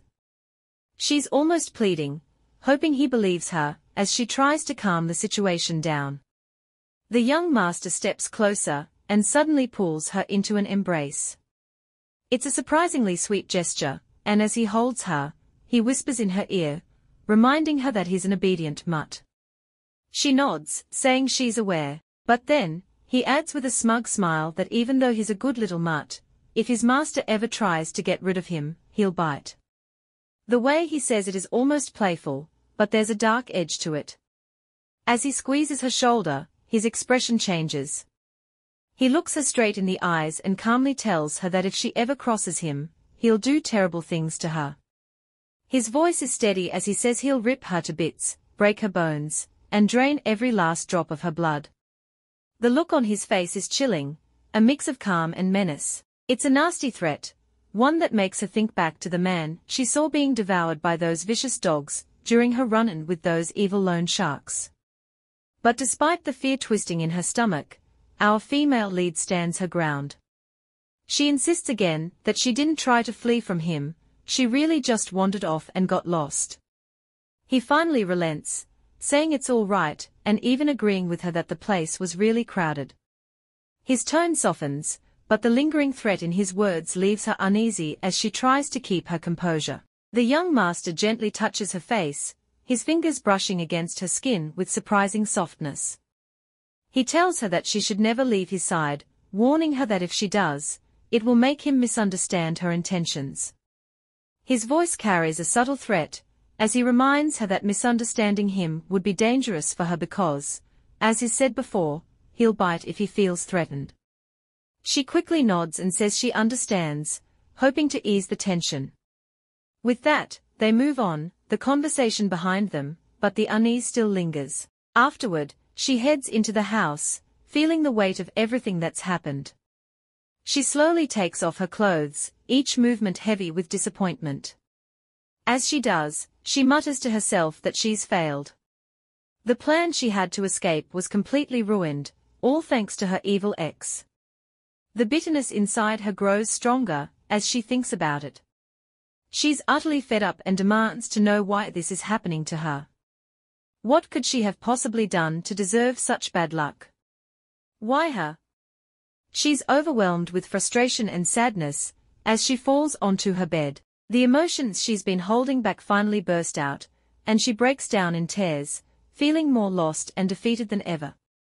All she can do is lie there, crying and wondering how things went so terribly wrong. As she lies there on her bed, the room is quiet, almost too quiet, until the wardrobe suddenly makes a creaking sound. Her heart skips a beat, and before she knows it, a mysterious figure silently slips out of the wardrobe. It's like a shadow, barely making a sound as it looms over her. Then she hears it, its raspy voice, almost like it's pitying her, calling her poor thing. The figure moves closer, and she feels a chill as it gently lays its hands on her. She looks up, a mix of fear and confusion in her eyes, and asks if it's trying to comfort her now. The figure's voice replies with a simple yes, as if it's the most natural thing in the world. But then, in an instant, the tone changes.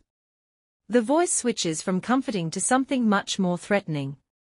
It says there's a reason it's being so kind, even calling her sweet in a way that sends shivers down her spine.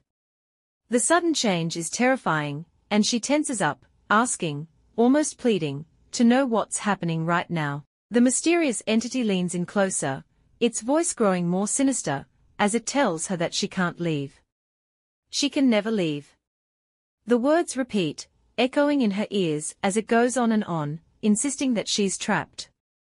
Then, without warning, it grabs hold of her, its dark, skinny, shadowy arms wrapping around her tightly. Panic sets in, and she starts to struggle, almost screaming as she fights against it, trying desperately to break free. The room feels like it's closing in on her, and she's fighting with everything she has, but the entity's grip is strong, and the fear is overwhelming. She's in agony, her whole body feels like it's burning, and the pain is almost unbearable. But even through all of this, she's made up her mind, she's determined to escape, no matter what it takes. Nothing will stop her, not even this pain. Her thoughts are interrupted when she hears a voice, soft and concerned, asking if she's hurting. It's the young master. Without thinking, she grabs his hand, holding on tightly, and tells him it hurts so much. He looks at her, concern in his eyes, and asks what he can do for her. Before she can answer, the young master gently turns her over on the bed.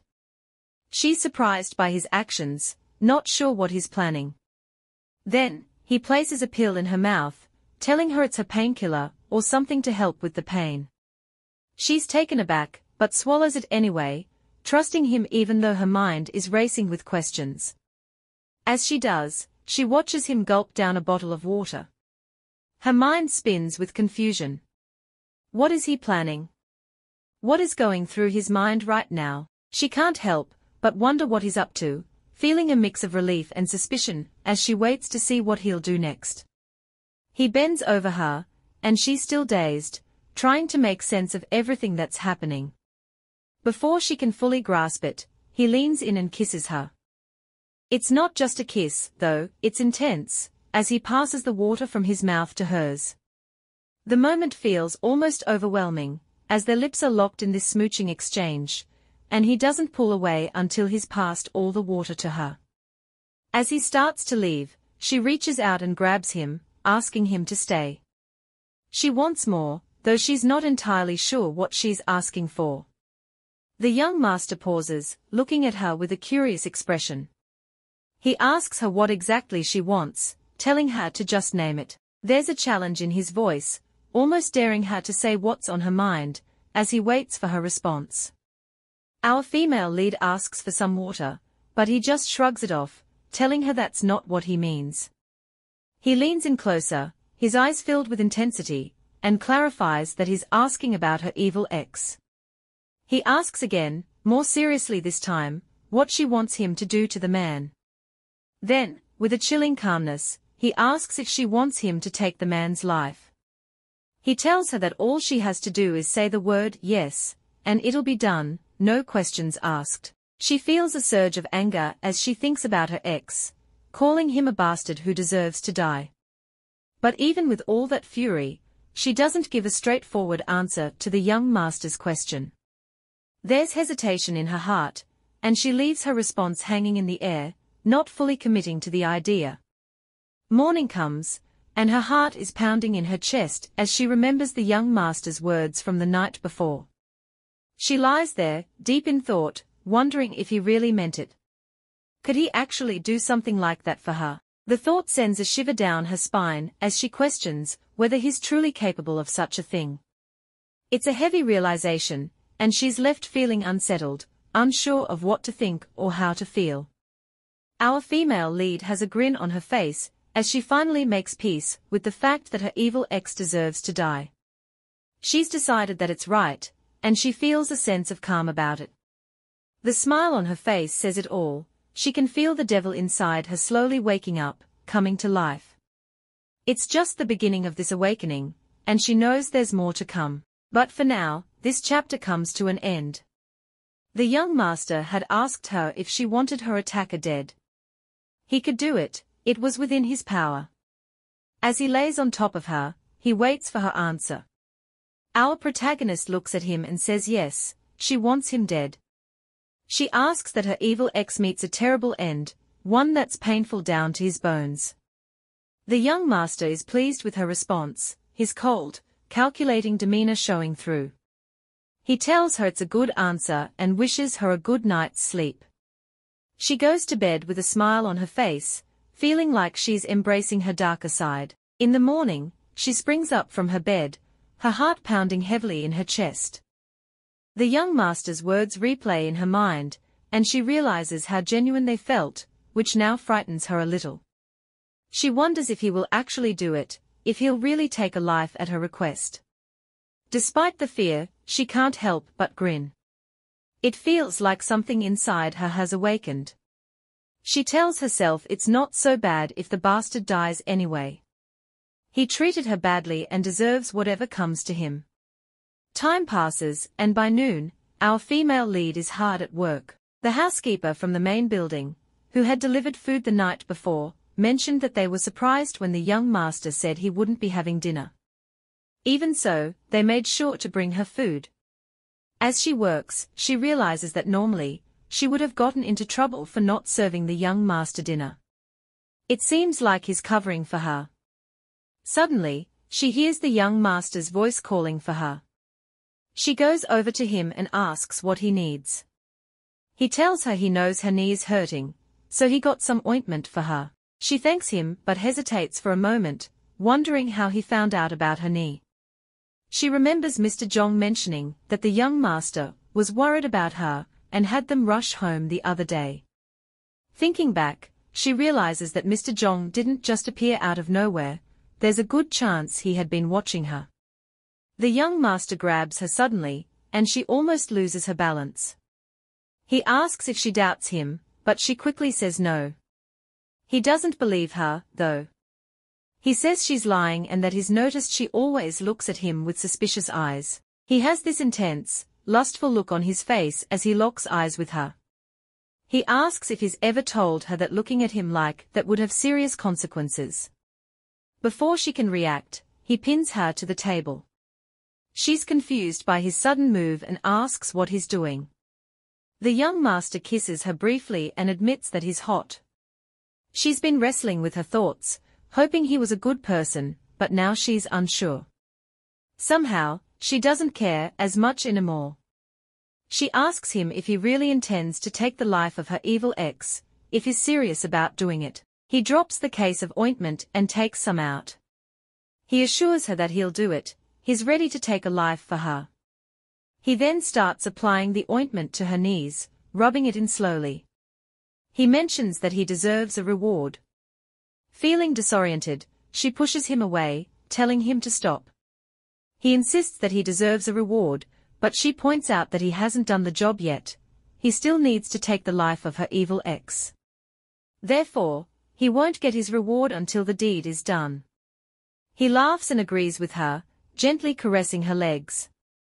He says it's still too early for a reward. Holding her face, he tells her not to push him too hard, he's been waiting for a long time. The young master tells her it's best not to make him wait. He closes the ointment container, and says he's run out of patience. He advises her to use the ointment regularly so her knee doesn't hurt anymore. After placing the container on the table, he leaves for his room. Just like that, he leaves her alone, feeling more confused than ever. All she really wanted was to rely on someone dependable. But now, she realizes that his violent side has a strange effect on her. She clenches her fist as she thinks about the young master, feeling a mix of emotions. It's as if it wouldn't matter as much if he were a bad man. It's late at night, and our female lead is staring out the window at the dark sky. She feels cold and wraps her arms around herself to keep warm. She looks at the darkness outside and wonders if she really needs to escape. There's just 1 month left until her contract ends, and suddenly, she starts thinking about the young master and their kiss. It feels so dreamy. She shakes her head, telling herself to get a grip and focus on the reality of her situation. She wonders if he really likes her just because he's been nice to her a few times. After having a rough experience with something similar before, she's being extra careful with her feelings. She decides she'll do her best to find the right moment to try escaping again. Until then, she'll keep behaving herself. As she turns around, she notices her coat in the open wardrobe. She looks inside the coat's side pocket and finds a piece of paper with J-Town written boldly on it. She steps closer and reaches for the piece of paper. When she opens it, she's surprised to see it's about a festival. It says Bridal Welcoming Festival on it. She wonders, whose bride is this about? Who's getting married? She's really puzzled by this because she doesn't know what it means or why it's in her coat. As she tries to make sense of it, she starts thinking about the festival itself. The name comes from an old town, home to the Haebongjong clan, which is one of the few remaining clan villages still around today. Every year, on the last day of February, the village hosts this bride welcoming festival. It's a tradition that has been going on for a long time, but for her, it's all very strange and unexpected. She can't figure out why this document is with her, or what she's supposed to do with it. The festival comes from an old legend that people in that area have been telling for generations. A long time ago, there was an incredibly evil king who ruled with cruelty and wickedness. His subjects were constantly tormented by him, and they all quietly prayed and hoped for a miracle. They pleaded with the heavens again and again, asking for relief. Finally, their prayers were answered. The king was given a terrifying punishment. He was transformed into a weak, hunchbacked man and then exiled from his kingdom. He eventually ended up in the village of Haebong. When he arrived in Haebong, the place was a barren, desolate land where most of the people were poor and sickly. The king's life was full of suffering, and every night, he endured terrible pain, like his joints were being torn apart. It was gruesome and unrelenting. Despite his miserable condition, he was lucky enough to meet a beautiful young woman with a kind heart. They fell in love quickly, and she saw how much he regretted his past and how much he was suffering now. This caring woman couldn't bear to see him in so much pain, so she started praying for him. She prayed and prayed with all her heart, asking the heavens to take away his suffering. And after a long time, her prayers were finally answered. One day, the young woman receives a message from the heavens. They tell her that if she wants the king to be at peace, she has to suffer in the eternal flames in his place. Only by doing this can the king truly be free. Love can be messy and almost insane sometimes, and even though the choice is heartbreaking, she does it. She chooses to take on his suffering and disappears into the fiery, blazing eternal flames for the man she loves. With her sacrifice, the king is finally freed from his tormented body. He's devastated by the loss of the woman he loved, but in return, he gains his strength back. Knowing how much she cared about him and the village, he decides to change his ways and do good for the people of Haebong. It's what she would have wanted. The king begins by making the barren land of Haebong fertile again. Clean water starts flowing freely through the dry creeks, and soon, crops begin to grow. The once desolate village transforms as the crops flourish, bringing abundance and wealth to the people. The village becomes rich, and life improves for everyone. It all pays off in the end. The heavens, moved by the king's commitment to doing good, decide to return the young woman, after what seems like 100 years of suffering in the eternal flames. She comes back in perfect health, and it's nothing short of a miracle. It's wild, but the village is overjoyed, and the king is finally reunited with the woman he loves. The king, grateful and deeply moved by what the young woman endured for him, decides to hold a grand festival in her honor. He wants to comfort her after all she has suffered in the eternal flames. Everything seems to have worked out for them in the end. From that day on, the village begins to celebrate the bride welcoming festival every year to remember and honor the return of the bride. During this festival, they prepare a variety of traditional meals like veal, lamb, venison, and even snakes. The whole event is filled with festivities, and the big finale is a lavish parade where the bride is carried in a royal carriage. As our protagonist reads through all of this, she tries hard to figure out what it all means. The story is interesting, but she feels like the festival has nothing to do with her. Deciding it's not something she needs to worry about, she stashes the piece of paper away in her drawer, hoping to forget about it. After putting the paper away, her eyes are drawn to something else, a diary sitting nearby. It's the diary of the annex manager, but she knows it's not hers, so it must belong to her predecessor. The cover has a bold inscription of the letter J. Curious, she picks up the diary and notices how worn out it is, much more than her own. It's clear that someone else has used this room before her, and the thought makes her wonder about who they were and what their life was like. She flips through the diary, finding it filled with plain, everyday details like doing chores, helping the master, and other mundane tasks. It's nothing out of the ordinary, just routine activities. But then she comes across a final note that makes her freeze. I want to take their lives. I will take every single life, no exceptions. The words make her tense up, but she quickly brushes off the feeling. Her curiosity pushes her to continue, she needs to know more. However, that's the last entry in the diary, nothing follows. Or so she thinks. Wait, there is something, a photograph hidden between the pages. She pulls it out and examines it closely. It's a picture of Ms. Zhong, the boutique owner. She recalls a conversation with Ms. Zhong from some time ago. The woman had remarked on how much they resembled each other, their height, the mole under their eyes, everything seemed too similar to be a mere coincidence. Ms. Zhong had even mentioned that if she ever had a daughter, she would look just like her. It's beginning to feel like there's a deeper connection, some kind of pattern. She realizes she must meet with Ms. Zhong. 2 days pass, and she notices Mr. Zhong busy with his duties outside. Meanwhile, she's inside, occupied with her usual chores, but her mind is elsewhere. She's contemplating how she can leave the house and head into town to see Ms. Zhong. She knows she needs to come up with a plan, and quickly, especially since Mr. Zhong is still around. The young master suddenly walks up to her, almost like a wandering spirit. She flinches at first, surprised by how quietly he approached, but she quickly turns around and greets him respectfully. He asks her what she's up to, and she takes a moment before telling him that she has something urgent to take care of and needs to go into town today. She specifically asks if she can go with Mr. Zhong, and for a moment, the young master almost looks hurt by the request. He asks her if she doesn't want to go with him instead. She explains that it would be more convenient to go with Mr. Zhong. Anyone watching would notice how much more confident she becomes when her curiosity is piqued. It's almost like she's a different person. With a grin, the young master agrees, telling her she can leave and reminding her to be careful. The female lead steps into the boutique and greets the storekeeper.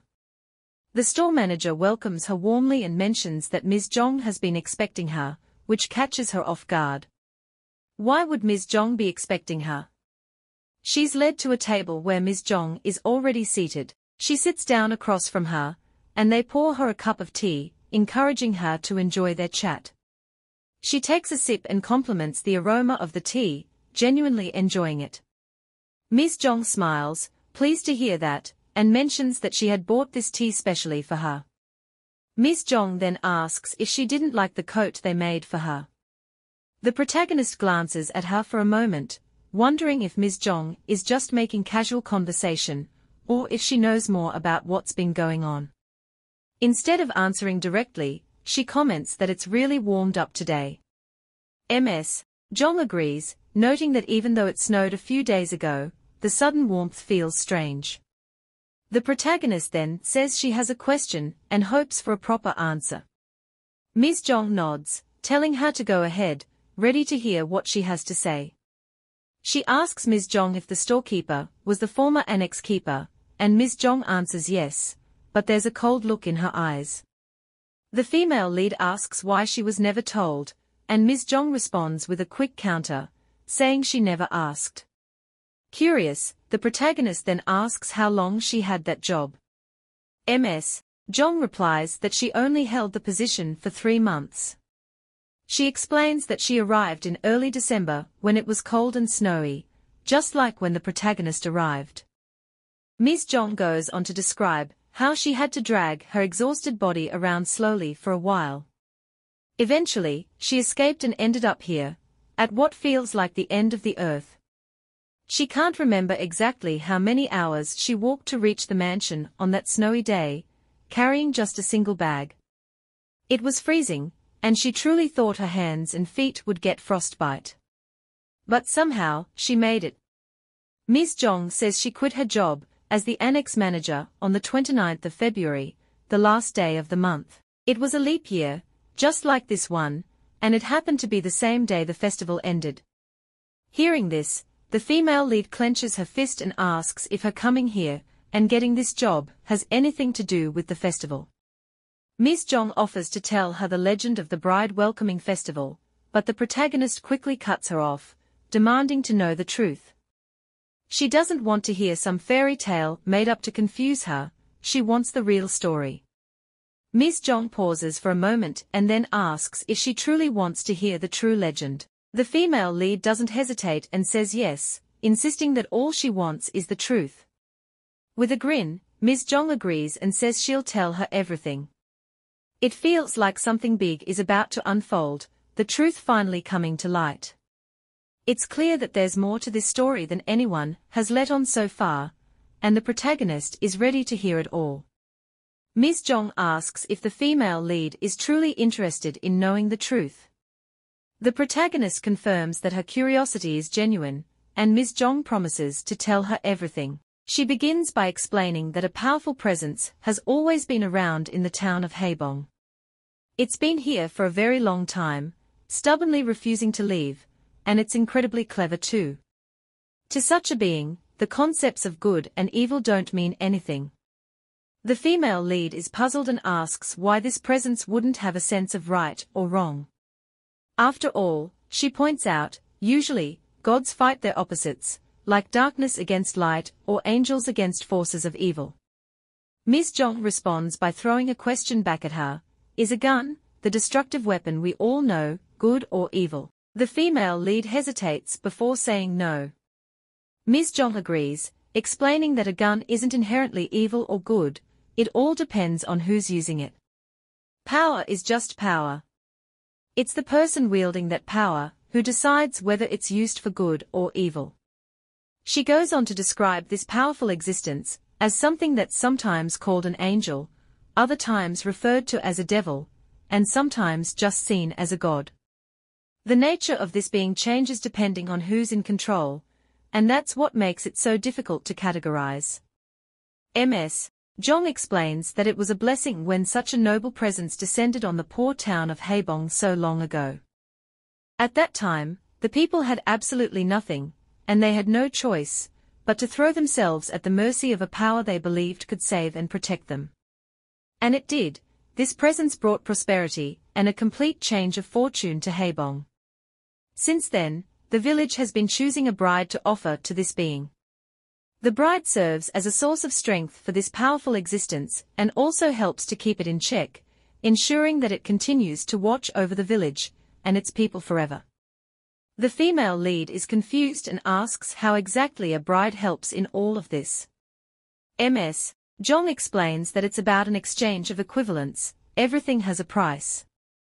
To make this powerful being stronger and to keep his grace over the village, a substitution must take place. It's a strange and unsettling idea, and the more she learns about it, the stranger the people here seem to her. Curious but uneasy, the protagonist asks how this substitution works. What are they substituting? Is it really a bride, an actual person's life, or something else? Ms. Jong takes a sip of her tea, pausing for a moment before she smiles and says the female lead has asked a very good question. Ms. Jong explains that, just like we get energy from food, intense emotions make the powerful being stronger. This being responds to all kinds of emotions, pain, joy, corruption, happiness, and sadness, but the most powerful one for him is pain. The female lead is puzzled and asks what pain has to do with the bride. Ms. Jong says she'll explain it in detail. She refers to the bride from the fairy tale, the one who walked into the fire. This bride chose to endure pain, as a form of self-sacrifice, for the good of the village. Even though she was in extreme pain, she endured it for 27 days, nearly 4 whole weeks. She was the first bride to sacrifice herself for the village. She suffered terribly in the flames, and her body eventually became part of the fire. By feeding the fire and making it burn even stronger, she completed the substitution. The powerful existence absorbed all the energy from the fire that had replaced the pain, becoming even stronger. In return, he protected the village. This was the moment when the perfect exchange happened. So, essentially, he feeds on the pain and suffering of the sacrificed bride.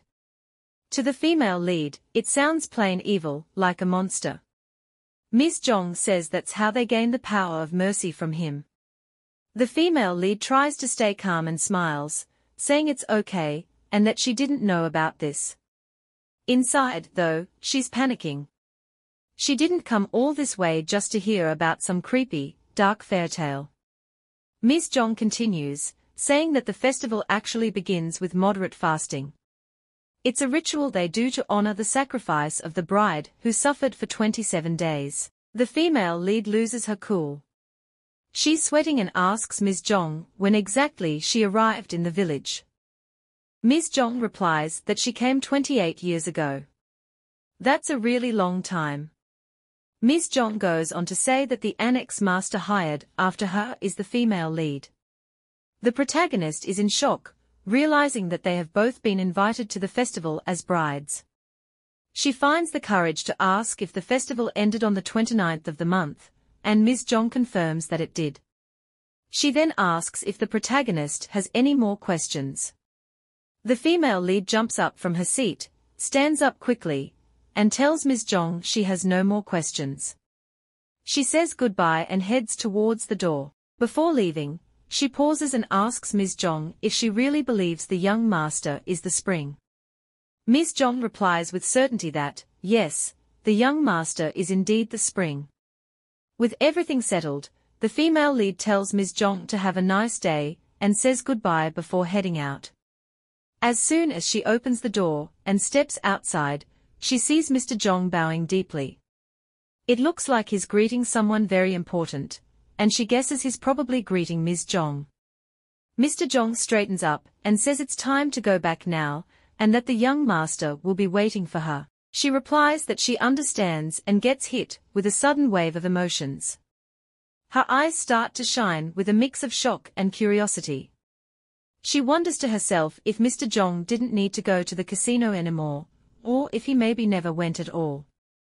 There's a chance that he didn't leave and instead stayed around, quietly watching her while she talked to Ms. Jong.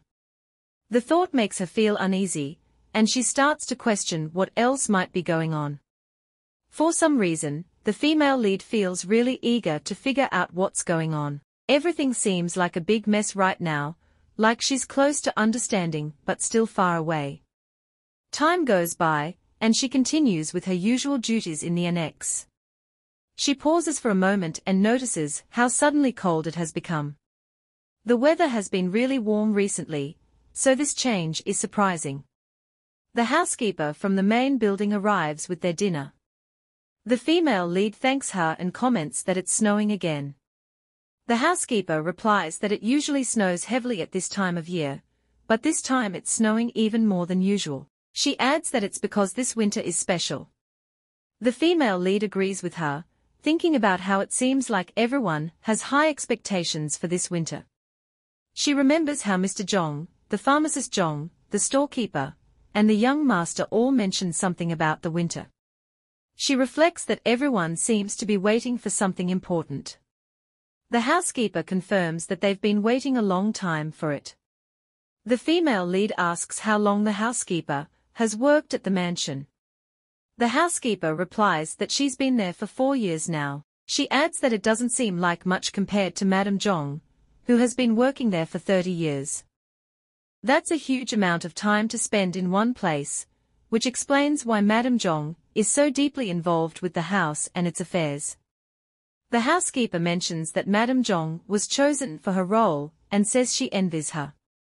She adds that everyone wants to be like Madame Zhong because of her long service and dedication. The female lead thinks to herself about what it means for Madame Zhong to be chosen. She wonders if it means that Madame Zhong is some sort of trusted and loyal person for the Zhong family and their business. The housekeeper mentions that today's meal is special, it's venison. She asks if the female lead has ever tried it before. The female lead says she hasn't had venison before.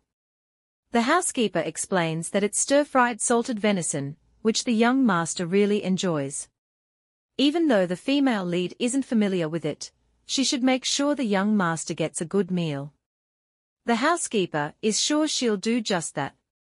The female lead prepares the meal and waits for the young master to arrive. When he comes in, he immediately notices the delicious smell, and they exchange friendly greetings. He looks excited to see what's for breakfast. He tells her how much he loves venison and sits down to eat. The female lead assures him that she knows he enjoys it. He then invites her to join him, saying that eating alone is really boring for him. There's a certain mood in the air, as they start to feel closer to each other. The mystery of the powerful existence, and the strange tale Ms. Zhong from the boutique told the female lead still lingers in her mind. The young master tells the female lead that he really loves venison, and invites her to join him. It's clear he knows a lot about preparing it. He explains that getting venison ready is a big process. You have to catch the deer before winter, then salt it before spring starts. He talks about removing the blood from the deer's thighs, and rubbing them with high-quality liquor and salt. His details are so specific that the female lead is a bit overwhelmed. The young master describes the salted venison as beautiful, comparing it to a piece of jewelry decorated with salt flowers. He says he'll show her more about it another time. Even though the salted venison looks amazing, the salt has to be washed off after a month. This step is important to remove any leftover bits, dirt, and moisture. It's all part of the proper preparation, and he clearly knows his stuff. The young master explains that you need to keep venison in a cool place for at least a year to get good flavor. If you leave it for 2 years, it tastes even better, and after 3 years, it becomes the finest venison with deep flavor. It seems like a really long time to wait for a meal. He asks her to try a bite, and she does. She thinks it tastes really good, but she isn't sure if it's as it should be because she doesn't have much experience with fancy food. The young master says the reason it tastes so good is because they waited a long time for it. He explains that waiting for something to mature always brings out the best flavor. The longer you wait, the more fragrant and flavorful it becomes. That's why people are willing to wait so long, they want the best taste. The young master talks about how excited he is to wait another 3 years before tasting the venison he caught this winter. He really loves venison and can't wait to see how the flavor turns out after such a long time. To him, the wait is part of the fun. While they chat, our female lead remembers something from before. The young master had once warned her not to frustrate him, because he had been waiting for her for a long time. She wonders what he meant by ever since then. She had asked him to explain, and he told her it was ever since he first met her. He asked if she remembered their first meeting. At that time, she had been too confused to give a clear answer. She was trying to understand what he was talking about. He then said it's best not to make him wait too long, because he was running out of patience. Right now, she is really worried about what will happen if he loses patience with her. She starts to question herself, wondering if she might lose her life if he does. Feeling anxious, she asks him how long exactly he has been waiting for her. She wants to know how many years it has been. The young master just smiles and asks her how long she thinks he has been waiting. Her response is honest, she says she really doesn't know. He tells her it's clear that she doesn't remember. She's confused by his words and asks if there's something specific he's referring to. Suddenly, he slams his hand on the table, stands up, and looks at her with no emotion on his face. She pleads with him to answer her question, but he just coldly replies that he already did. The young master moves closer to her, leaning in to whisper in her ear. His face looks cold and emotionless, making her shiver. He tells her that she gave off a sweet scent, one that he had been searching for everywhere. He had mentioned this before, and now he's reminding her of it. He leans in and sniffs her closely, saying the scent was so strong and intense that it was almost too much for him to handle. He grabs her shoulders with a tight grip, looking at her with a stern expression. He calls her a pitiful, dirty, and miserable child, saying that her misery was so overwhelming it came across as a sweet scent. It's all pretty unsettling. As she listens to him, she realizes something scary. Could it be that the little girl he met, when he was younger, is somehow connected to the mysterious voice she heard, and the child she saw hiding in her wardrobe? The young master says he's been waiting for her ever since he first met her. She feels a chill run down her spine. She starts shaking, feeling more and more afraid. With a trembling voice, she asks him what will happen to her when his waiting finally comes to an end. Her eyes are filled with fear as she wonders if he plans to take her life. The way the young master talked about waiting 3 years to eat the deer made her even more scared. His detailed description of the venison, and how he planned to wait so long for it made her worry about what he might do to her. She couldn't help but think about the dark side of his obsession with waiting for something to become perfect. With a calm but unsettling smile, he tells her not to worry too much. He says that he doesn't need to take her life, but there are still many ways he can consume her. The way he said it made her shiver. It sounded more sinister than comforting. He then starts to kiss her, and she immediately stops him, pushing him away. He steps back, looking a bit hurt, but trying to stay composed. He mentions that he doesn't handle rejection well, but he'll try to keep his cool because he has no other option. After picking up a piece of candy, he leaves the kitchen slowly, still looking at her as he goes.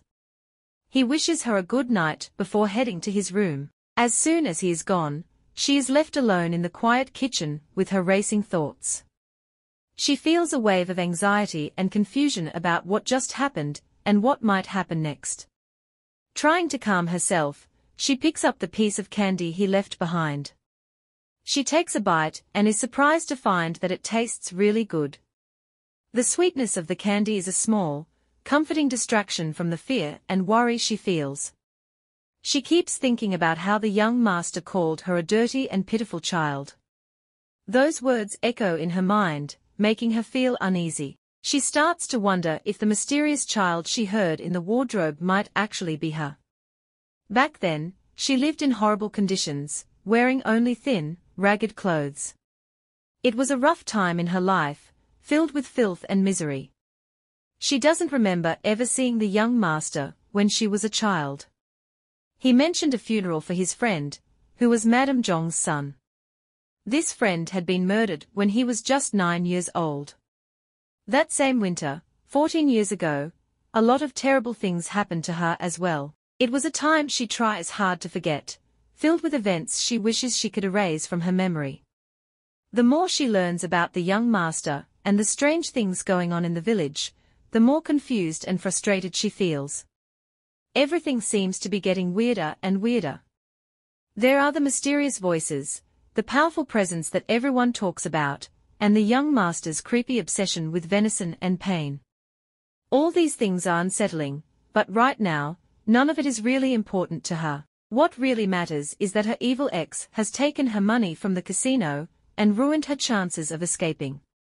She's now stuck in a really tough spot. Her situation is getting worse because there's a good chance she might run into loan sharks soon. Her ex could be flaunting his stolen money at the casino, and it's possible he could turn her over to them again. He has done it before, so she knows it's something he's capable of doing. She feels trapped and anxious, knowing that the threat of the loan sharks is very real, and that her ex might betray her once more. With everything going on, she feels like she's about to break down. She's stressed out, and her anxiety is through the roof. She takes a deep breath and lets out a long sigh, something she's been doing a lot lately. She wonders when she'll be able to stop this constant sighing and feel a bit more at ease. She lays her head down on the table for a moment, trying to calm herself, but the phone suddenly starts ringing. She jumps up quickly, wondering who could be calling so late at night. It's Madame Zhong on the line. Madame Zhong says she needs to see her right away. Our female lead tells her she'll be there soon as she can and hurries to get ready. She walks through the quiet halls of the annex, heading towards the main building. She feels tense because it's unusual for Madame Zhong to call her out of the blue, especially since it's not payday yet. Payday is still a few days away, so she wonders what could be so urgent. She remembers how poorly things went the last time she got paid, which only adds to her anxiety. She had worked really hard for that paycheck, and it was a good amount of money. Unfortunately, life had other plans. When she finally reaches the door and opens it, she steps inside with a polite greeting, asking if Madame Zhong really wanted to see her. But she can't finish her question because she's struck with shock. It's like she's seen a ghost. Madame Zhong introduces someone as a visitor who's come specifically to see her. He's a blonde guy wearing sharp-looking shades, and he tells her it's been a while, long time no see. He claps his fists together with a smug look on his face, and in his mind, he thinks of her as a rat. The look of shock on her face says it all. This is someone she definitely doesn't want to see. He brings back memories she'd rather forget, but who is he? Oh, it turns out it's the young master. He starts kissing and pecking her all over, saying he's amazed by her sweet scent. He tells her she's super pretty, and that her body always amazes him. Things quickly get more intense, and they become intimate. Wait a minute, how did they end up like this? Didn't they have a deal where he was supposed to follow her requests until they were all fulfilled? This is just the beginning of what's going on with these two. There's much more to come. Our female lead runs into someone she knows. He's found his way to the mansion where she works and seems happy to see her. The blonde man stands up from his seat as soon as he spots her and walks over. He says he heard she's found herself a man, and that things must be going well for her now. She gets defensive and starts to panic, quickly bending down on one knee. He gets closer and tells her to stop pretending. Then, he kicks her hard on the foot and orders her to stand up straight. She's in pain and screams. The blonde man looks really angry now. He yells at her, saying she's lucky to be alive, and raises his fist toward her. She's shaking with fear as he demands to know if she realizes how much trouble she caused him. He says they can discuss everything later and looks down at her, demanding they leave right away. The man is a loan shark, one of the people who had tormented her before. He asks her how much she owes him, and she starts crying, pleading for him to let her stay and promising to pay him back.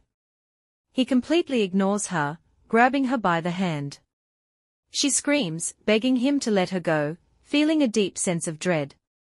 She remembers how awful it was the last time she dealt with loan sharks, standing almost naked and trembling as they assessed her worth. She is desperate to avoid reliving that nightmare. They say she'll bring a good price, and the blonde man is among those discussing it. One of them suggests selling her to a wealthy buyer or making her appear in movies. Blondie thinks selling her to a rich man is better. He explains that wealthy individuals who are obsessed with virgins are willing to pay a lot, making her a valuable choice. They are very interested in her. They talk about touching her, lamenting that they won't get to experience her themselves. These men are very inappropriate. Blondie grabs her by the face with a grin, and says he'll keep her eyes, and her virginity intact so he can get the best price for her. She is overwhelmed with fear and tears, as she recalls the awful things those men said. They had talked about selling her to a rich man, who might use her and then throw her away. They even mentioned that she might end up in terrible movies, or be harmed once she was no longer useful. The thought of them cutting her open and taking her kidney, like she was just a wild animal to be tamed, is haunting her. Our protagonist is sure that if she lets them take her again, it will be the end of her. She screams loudly, begging him to let her go, and bites him hard in a desperate attempt to escape. His anger grows even more as he hears her cries. He hurls nasty insults at her, and in his fury, he hits her hard, showing just how much he despises her. Blondie grabs her by the neck, choking her, and asks if she thinks she's special. Just then, someone steps in and tells him to let her go. He says Blondie was warned not to hurt her face anymore, especially since she's already in bad shape. The person warns that Blondie doesn't want to make the boss angry. Blondie is fuming, but reluctantly stops his rough handling. He grabs her by the hair and starts pulling her away. She is terrified, thinking she's definitely going to die. She wonders why no one has come to help her, not the housekeeper, not Madame Zhong, and not even the young master. She suddenly remembers what the young master had said to her before. He had asked if she wanted all the people who hurt her to die, every single one who made her life miserable. She cries out, as if talking to the young master, saying yes, yes, to go ahead and finish off all the evil people who torment her. Blondie, confused by her words, yanks her hair and she curses at him, calling him a pig and wishing him to suffer endlessly. Blondie is furious. He raises his hand, ready to hit her again.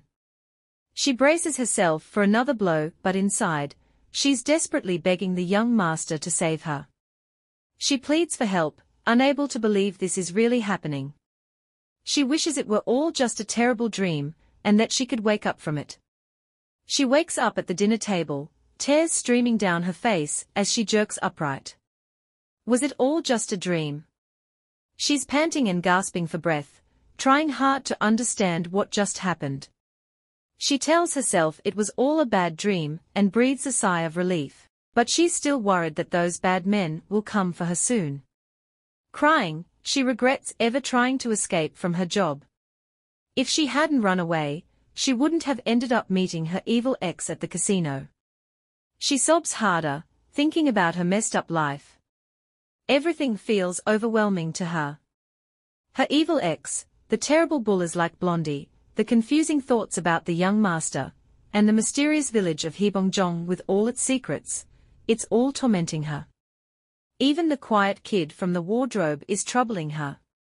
She starts to wonder if it's all in her head. What if everyone else is normal and she's the one who's going crazy?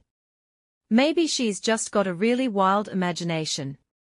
Perhaps the young master is just an ordinary guy who's popular among everyone.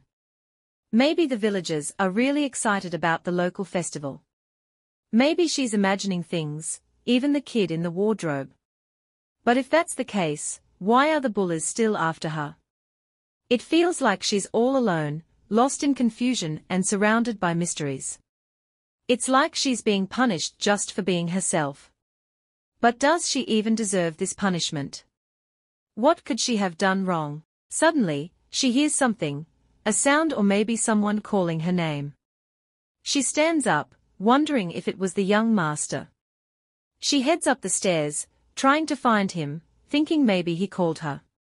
When she reaches his door and pushes it open, she finds the young master sitting in the tub. He looks up at her and says he's glad she came when she heard him call. It's strange how he could speak so clearly from his room and she could hear him. That's definitely not normal. She stands there, blushing, and quietly says, "Yes, I'm here." The young master looks at her and asks why she was crying. She explains that it's because she's really scared. He nods and says that's probably why she's having trouble sleeping. Then, he stretches out his hand and asks if she wants to join him in the tub. She thinks about it for a moment. Normally, She would have refused an offer like that, but now things feel different. She wonders if he has any plans to scare her. He shakes his head and says he would never do such a thing. Feeling a mix of uncertainty and curiosity, she starts taking off her clothes, leaving just her underwear on. She carefully moves closer to the tub and asks him if he will do something for her. The young master responds by asking her what it is that she wants. She tells the young master that she wants him to get rid of everything that scares her. She's feeling really troubled and thinks it's a big request. The young master gently touches her hand and says he'll give her an answer soon. What will he say? Let's wait and see. She asks the young master to help her get rid of everything that scares her and make it all go away. Instead of answering right away, he carefully looks her over, examining her from her head to toe without saying a word. He gives her a commanding look. He silently indicates that she should remove her clothes.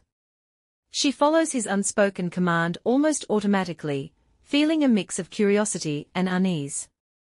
Afterward, she wonders how he managed to influence her so easily. The young master has been waiting for a long time and clearly desires her. Now, he's looking at her with intense, seductive eyes. He told her he would be completely devoted to her, but she's unsure why. She asks him if he likes her. He repeats the question, surprised, and then takes her hand and kisses it. He tells her it's rude to use the word like to describe his feelings for her. He grins and says that her choice of words is too simple and doesn't do justice to his emotions. He then says it's time for her to join him, and she agrees. She moves closer, and he gently pulls her into the tub with him. She dips her feet into the tub and then slips in completely. Now, they are alone, both sitting in the tub. It's a strange situation, and our female lead is clearly dazed. The young master gently touches her face and tells her she's really beautiful. She's surprised by his compliment, not expecting such kind words. In her mind, she thinks about how his affectionate words are the nicest compliment she's ever received.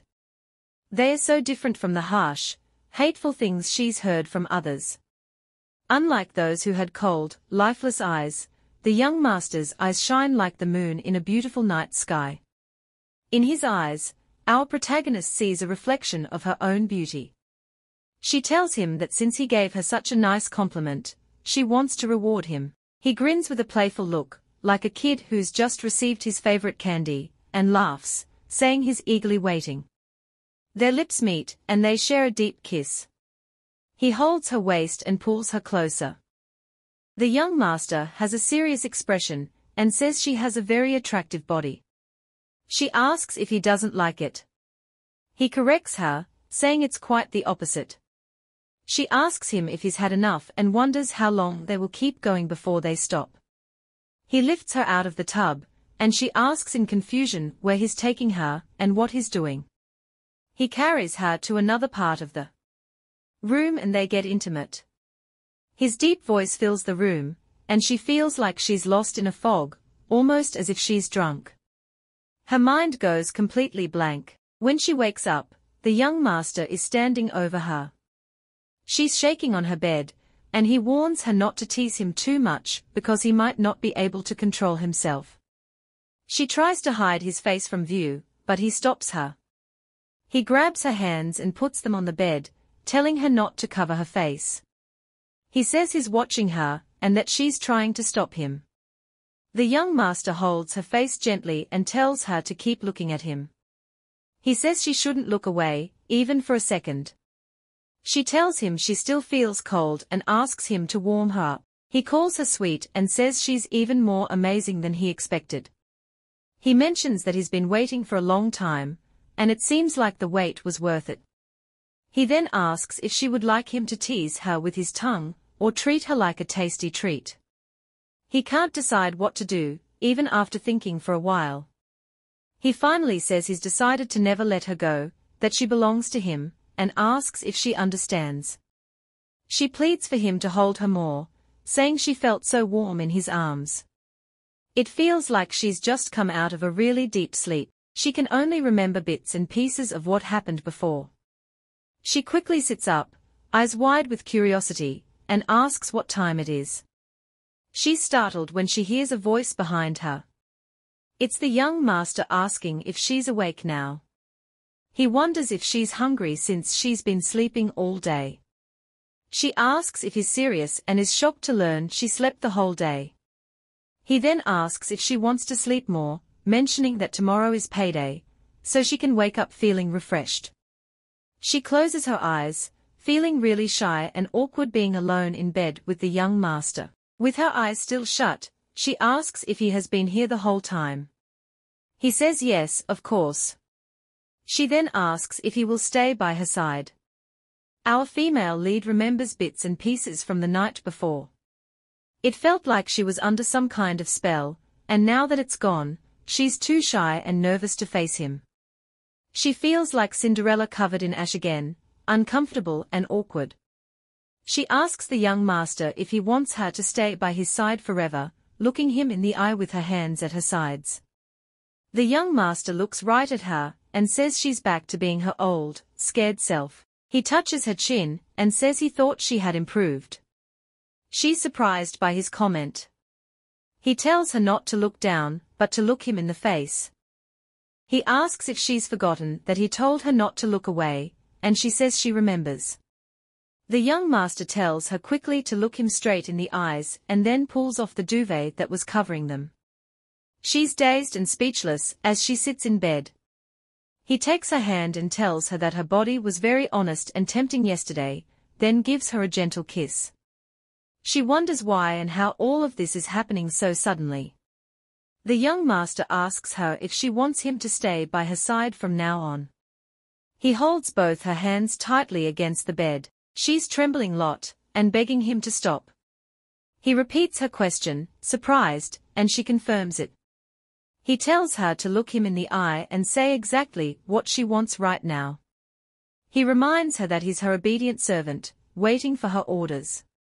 He tells her that if she really wants him to stay by her side forever, she just needs to open her eyes and tell him clearly. He says she should be as honest with her words as her body has been with him, and he'll do whatever she wants.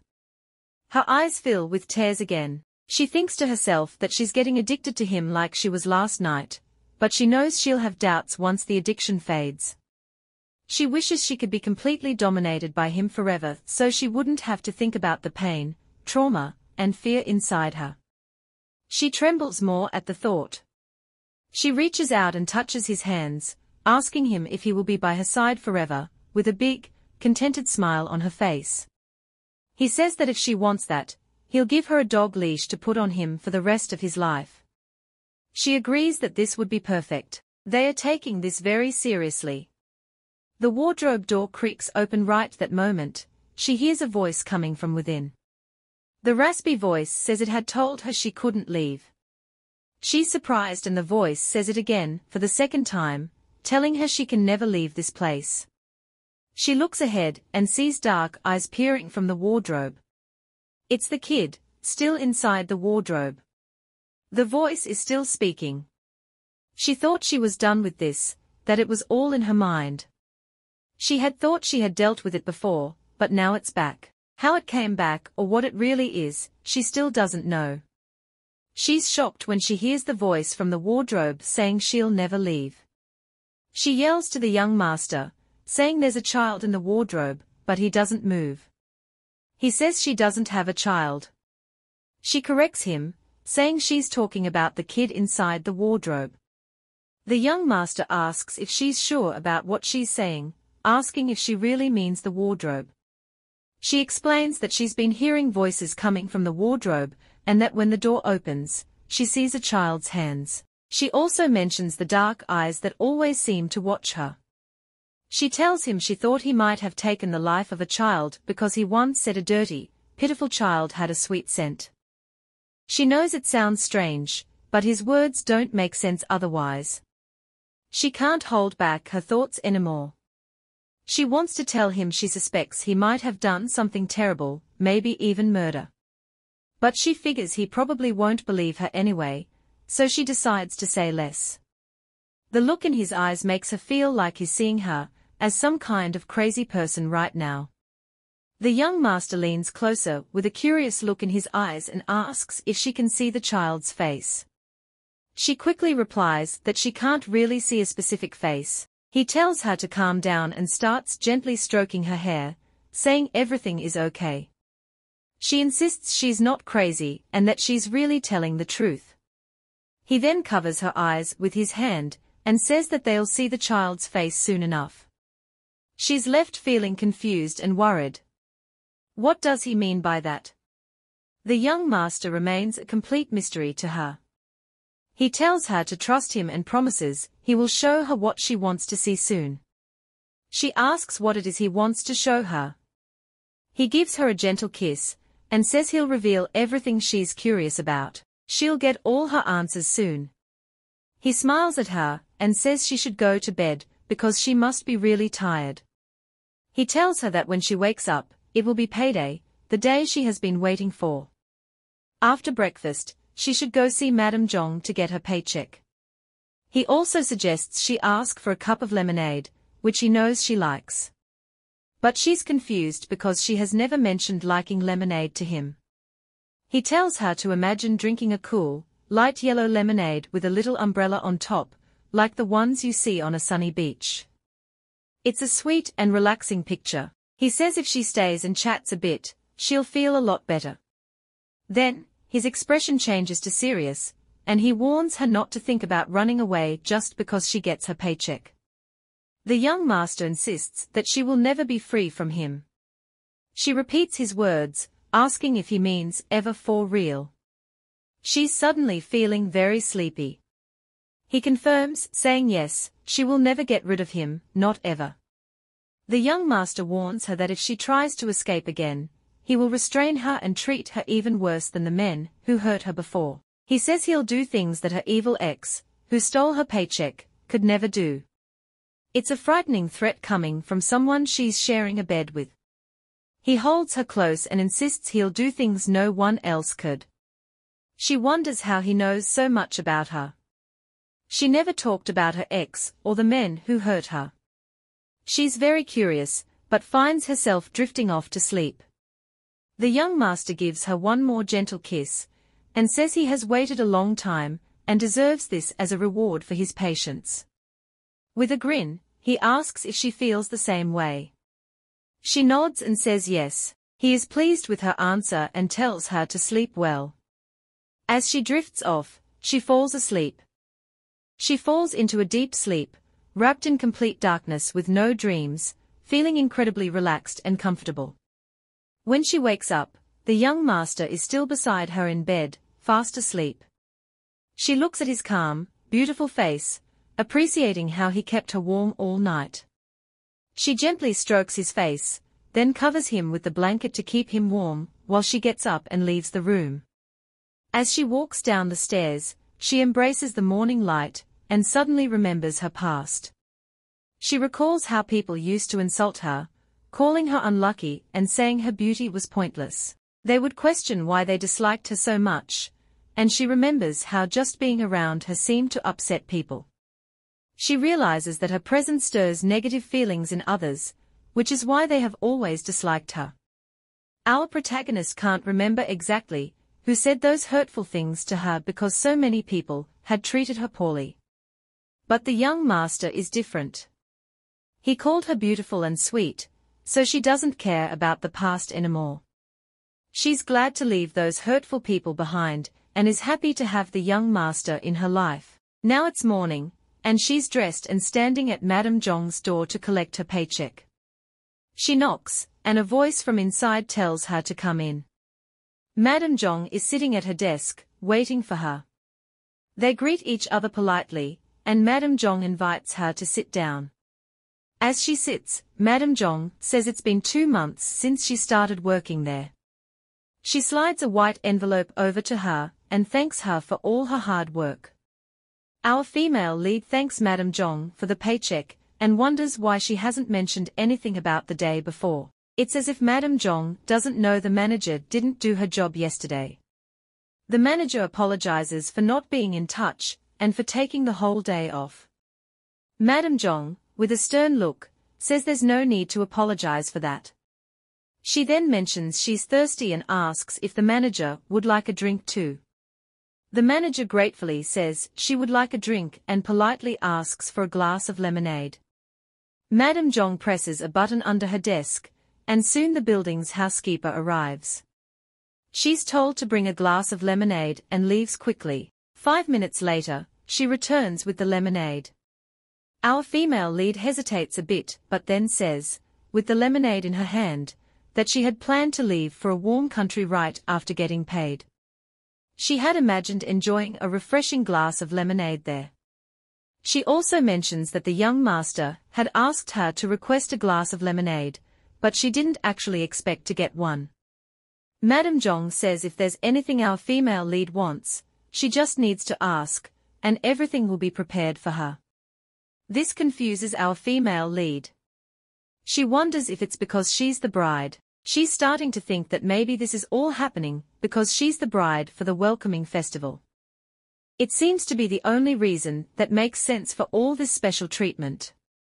Madame Zhong hasn't answered yet. Our female lead is waiting to find out if she really is the bride. What will Madame Zhong say? Madame Zhong says that if our female lead ever needs anything, she just has to ask. The manager is curious and asks if this is because she's the bride. She wonders if the young master is being so attentive just because she's been chosen as the bride. Madame Zhong gives her a sharp look and asks if it matters. She wants to know if it's a problem for the manager. The manager asks if she would be disappointed to learn that the young master's interest is due to her being the bride. She says she wouldn't be disappointed. She thinks about how the young master might be nice to her now just because of the festival, and he might not feel the same way once it's over. But despite that, she decides she will stay with him no matter what. She's made up her mind that he will be a part of her life forever. Madame Zhong says she clearly remembers the day the young master found the manager when they were kids. She thinks the manager might remember too. Our female lead apologizes, saying she doesn't really recall that day. Madame Zhong tells her to think hard about it, saying she'll definitely remember. Then she asks if the manager's dad passed away while he was in jail. Madame Zhong also asks if the manager remembers why her dad was sentenced to jail in the first place. This question brings back a flood of childhood memories for the female lead, including the day her father was taken away by the police and everything that happened at that time. She tells Madame Zhong that she remembers it all. Madame Zhong asks when the last time was that our female lead saw her father. She says it was the very day he was taken away by the police. That was the last time they saw each other before he was imprisoned. Madame Zhong then asks what he said to her at that moment. Our female lead replies that he just blamed her for everything that happened, that he hated her and cursed her before being taken away.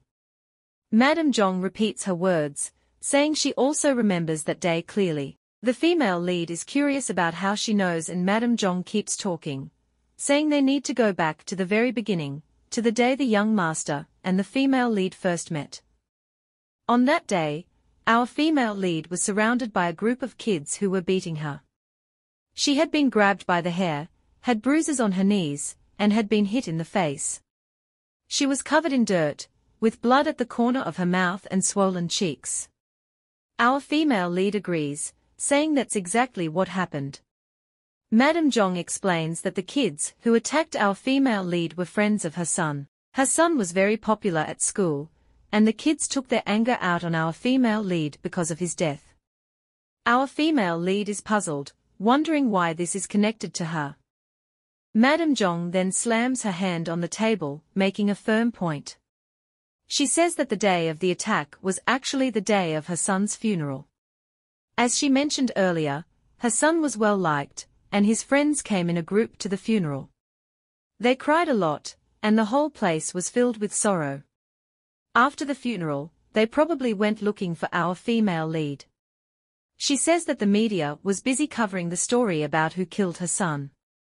Our female lead starts to feel nervous and tense, as she starts to piece together what Madame Zhong is saying. She spills her lemonade on the floor because she's so shocked. Madame Zhong keeps going, saying that the person who did this was planning to kidnap the young master. He had been wandering around their neighborhood for a few days, trying to figure out who to target. Eventually, he saw the young master in a luxury car with bodyguards. As Madame Zhong continues with the story, our female lead is sweating and feeling panicked, her heart racing as she listens. Madame Zhong says the culprit confessed he chose to target the young master because he looked wealthy. There was a taekwondo test on that day, but the young master was sick with a slight fever and couldn't go. Her son, who was quite mature and brave, put on his taekwondo uniform and went out alone. In truth, the young master and Madame Zhong's son looked very similar. They were about the same height and had almost identical features, like they could be twins.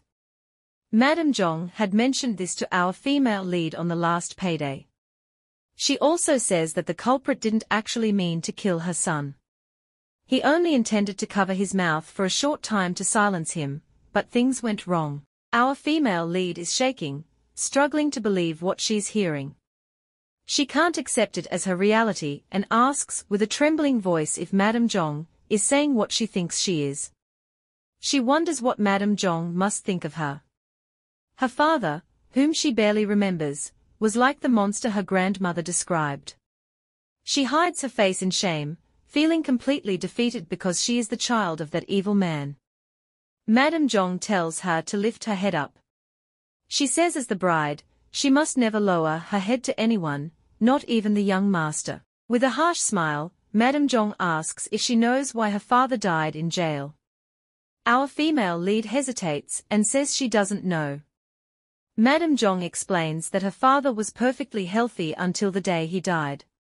He even finished his meal that night and had a good appetite, even after brutally killing her son. What a shameless man. Madame laughs and asks if the manager knows why someone like her father died the way he did. Our female lead says she really doesn't care about the details. No matter how he died, she feels he has atoned for his sins. She thinks she can face Madame Zhong with less guilt now. Madame Zhong says she asked if the manager was the bride, and now she has her answer, yes, she is the bride. Madame explains that the pain the bride endures is like firewood, the hotter the firewood, the more painful the bride's experience. The more intense the pain, the stronger the power that comes in return. It's all about exchanging one thing for another. Our female lead repeats the words with anger in her eyes. Exchange of equivalents.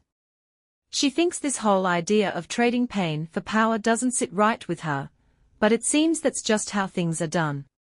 She wonders what's next for her. If you want to see what happens next, drop a comment, or give a thumbs up expressing your interest in a part 4. Your comments and likes helps determine if you're interested in really seeing the next part. Don't forget to subscribe and hit the notification bell to stay updated. Until next time, ciao.